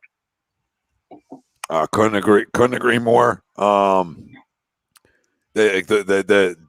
Listen, there's a lot of that video. Obviously, all of it that's disturbing. The last 3 seconds to me is this describes what kind of piece of shit you really are too. You got the balls to tell your 5-month-old son after all that, after everything you fucking just did, that you love him. You sure about that? Greg heard that. I didn't hear it. You sure about that? You sure that you love him? Because I did it in the video this week. That I came back with a second video. Right? Because I didn't want to do it, but I had to come back with a second one that you really, that's what you're going to say? But first off, you threw her off a TV, then you threw her off his jumper, and then at the end of all that, already egregious. You just want to add on, hey, love you, bud. You love what? Yeah. What happened? What? And then $10,000 in bail? That's a disgrace. Okay, it just shows that the justice system doesn't care about domestic violence. And listen, there's we don't know what happened, and then there's video of what happened. There's video of right in front of your eyes. Len is like, let me see it. I'm like, you don't want to watch this. I watch my wife, who I don't see cry often, rarely if ever. Like, oh my God, like in tears on what she just witnessed. And she goes, is the baby in the jumper? And I said, no, the baby's not in the jumper. Right. But like, you know what I mean? Like do you understand what just happened there? And I don't care, CTE, PSD, right? Whatever you want to say happened. No. There's not even the building. We watched what we watched right there. Yeah, there's no he said, she said. She said. she said. Excuse me, nothing to laugh about. I mean, no, you're completely right. No, I know what you're laughing about. I'm just, listen, at the end of the day, there should be no place for it. The NFL doesn't even have a stance on it. I know he doesn't play in the league anymore, but they don't care. I mean, they don't care. They didn't care with Ray Rice. If Ray could play still, he would have been playing. The fact that he couldn't is the reason he wasn't. Let's be real on why. NFL's a fucking a walking If he contradiction. was a second-year guy and a rookie like Joe Mixon, he'd still be in the league. The NFL don't give a shit. You know what I mean? Yep. Joe Mixon is so talented, and it didn't matter. You know, that was just This is the most egregious one. College girl that got mouthy. You know what I mean? That's This is the most egregious one I've seen, though. and obviously, so as we're on our way out the door, you know what I mean? So the other side of that, the other crumbs that go with that is the people that even have want to remotely support him. You understand? I don't care. Like I said, show me your true colors, family, friends, ex-teammates, ex-coaches. All right. Everybody should stand up against this and let him know what a piece of shit he is. All right. And then maybe at the end of the day, he would take some accountability if he does some fucking prison time, which he should. All right. And maybe he could fucking figure things out and understand that's not how you fucking treat women. That's not how you fucking, that's how you want your fucking kid to fucking, that's what you want your fucking kid to see. Yeah. Yeah. Listen. You don't love your son, right? You don't want to love your son. You want to be. That's what pieces of shit do, though, right? Pieces of shit they don't care about anybody else but themselves. I mean, the actions I watched were the worst actions I've watched when I talk about former players that I've seen with my eyes. Was the worst thing I've ever seen. You gotta learn. You gotta learn. The guys gotta learn to control themselves. I mean, it's that simple. I get the sport they played their whole life was violent, but you need to learn to turn the switch off, and there's a million guys who can. So there's no excuse for it, right? There's a million guys who play the sport violent as fuck that turn it off after the lines. So I don't want to hear that anymore either. People are like, well, it's a violent sport. These guys don't want to turn it off. Excuse me? They don't want to turn it off. Knock it off. Then let's fold all sports then. Let's fold it all. We got to fold every contact sport there is then. Because I don't hear this shit in hockey. And that's on contact all day. I don't hear as much as this or see as much of this. So, I don't know. That video, like I said, is one of the worst. Yeah, exactly. Not only was it sickening, right? To go to that excuse right away is fucking cowardly, right? Nobody knows. He wasn't good enough to probably have head trauma. Oh, by the way. All right. So that's from your boy Uncle Sweeps. Oh, by the way. All right. So don't fucking tell me about it. Probably wasn't good enough to fucking have fucking CTE. But if he did at the end of the day, still fucking lame ass excuse. Because it's been going on for a while because somebody else commented on it and we obviously watched it and we were sick to our stomach, all right? But her reaction tells us as detectives that this has happened before. She's trying to diffuse the situation. She's early sweeps. Early. She's not, oh my God. She's not, she's like, oh my God, calm down. Like instead of like, absolutely. What are you doing? Like right away. This has happened plenty of times. She diffused early. Sad. She got calm immediately, knowing what was coming her way, and that's even worse. That's even worse. Now it's already worse. It's already bad. Now you just compound it. That this is the kind of scumbag that this guy is, and oh man, listen. I hope she can get the help she needs through experience like this, and I hope he rots in fucking hell. Yep, 100%, brother. Greg, you got anything different? No. Nope. This was an easy week. Yeah, exactly. That's what I figured. There's other honorable mentions, but nothing worth notating. There's plenty of guys we can go to. Hey, but this one, he deserved all the fucking all our attention, and obviously, 2.5 hours we always crush it. You know what I mean? And we want to turn it over to fucking the Ritz man and fucking Peter and the boys to bring home some grappling. Yeah. Thanks, Jesse. Appreciate it, brother. It's always better after wins. Bill, see you, brother. John, see you guys. All you guys. Don, Julio, Wayne, Tyler, Nitro, G, I see. Red Sand, TJ's, John, Richie, Ted. Yeah, I'm trying to I'll shout out all you if I could. There's a million. Rock the artist just chiming in. Jerry, we see y'all. Tyler, Dallas stinks. Love you all. Thank you all for tuning in. Make sure you hit the damn like button. Make sure you hit the subscribe if you haven't. Devlin, Keys, See you, my family. They're A2D members. You can become an A2D member right now. We're winning you money. Plus, you get jersey giveaways, all that fun stuff. It's pinned right in the comment section over on YouTube. You can become a member right now. The show's running out. You got Ritz, right? SummerSlam live reactions. No, not SummerSlam. Survivor Series. I don't know what these are. I said SummerSlam. Fucking November. Grow up, Tom. Survivor Series live reactions. That's on me. Take full responsibility. Butters, Peter Evans. Let's go. Great group. We are brought to you every Sunday by our doc. Got to make him yours. Dr. Paul Vidal, Specialized Physical Therapy, LLC, locations Burlington, Cherry Hill. Go check out our doc for all your needs.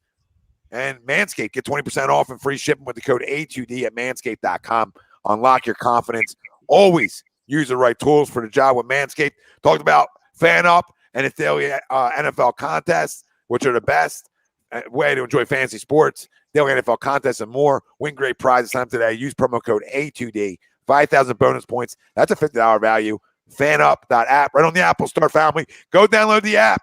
Go do it. Do it. And Gleason's Bar. Go get yourself a great freaking cheesesteak. Great meat to cheese ratio. Located 6700 Mill Creek Avenue, Levittown, PA. Use promo code A2D. Another promo code for 10% off your order whenever you dine in, take out, or online. Gleason's Bar and Steaks.com. Boys, that's Greg Milakovic. That's Nick DelGozzo. That's not Brian Wilson because he's not with us tonight. I'm Tom Arnone. We love you all. Happy Eagles Thanksgiving, win. all. Big Eagles win. Screw LeBron. Great. Fuck Dallas. We out.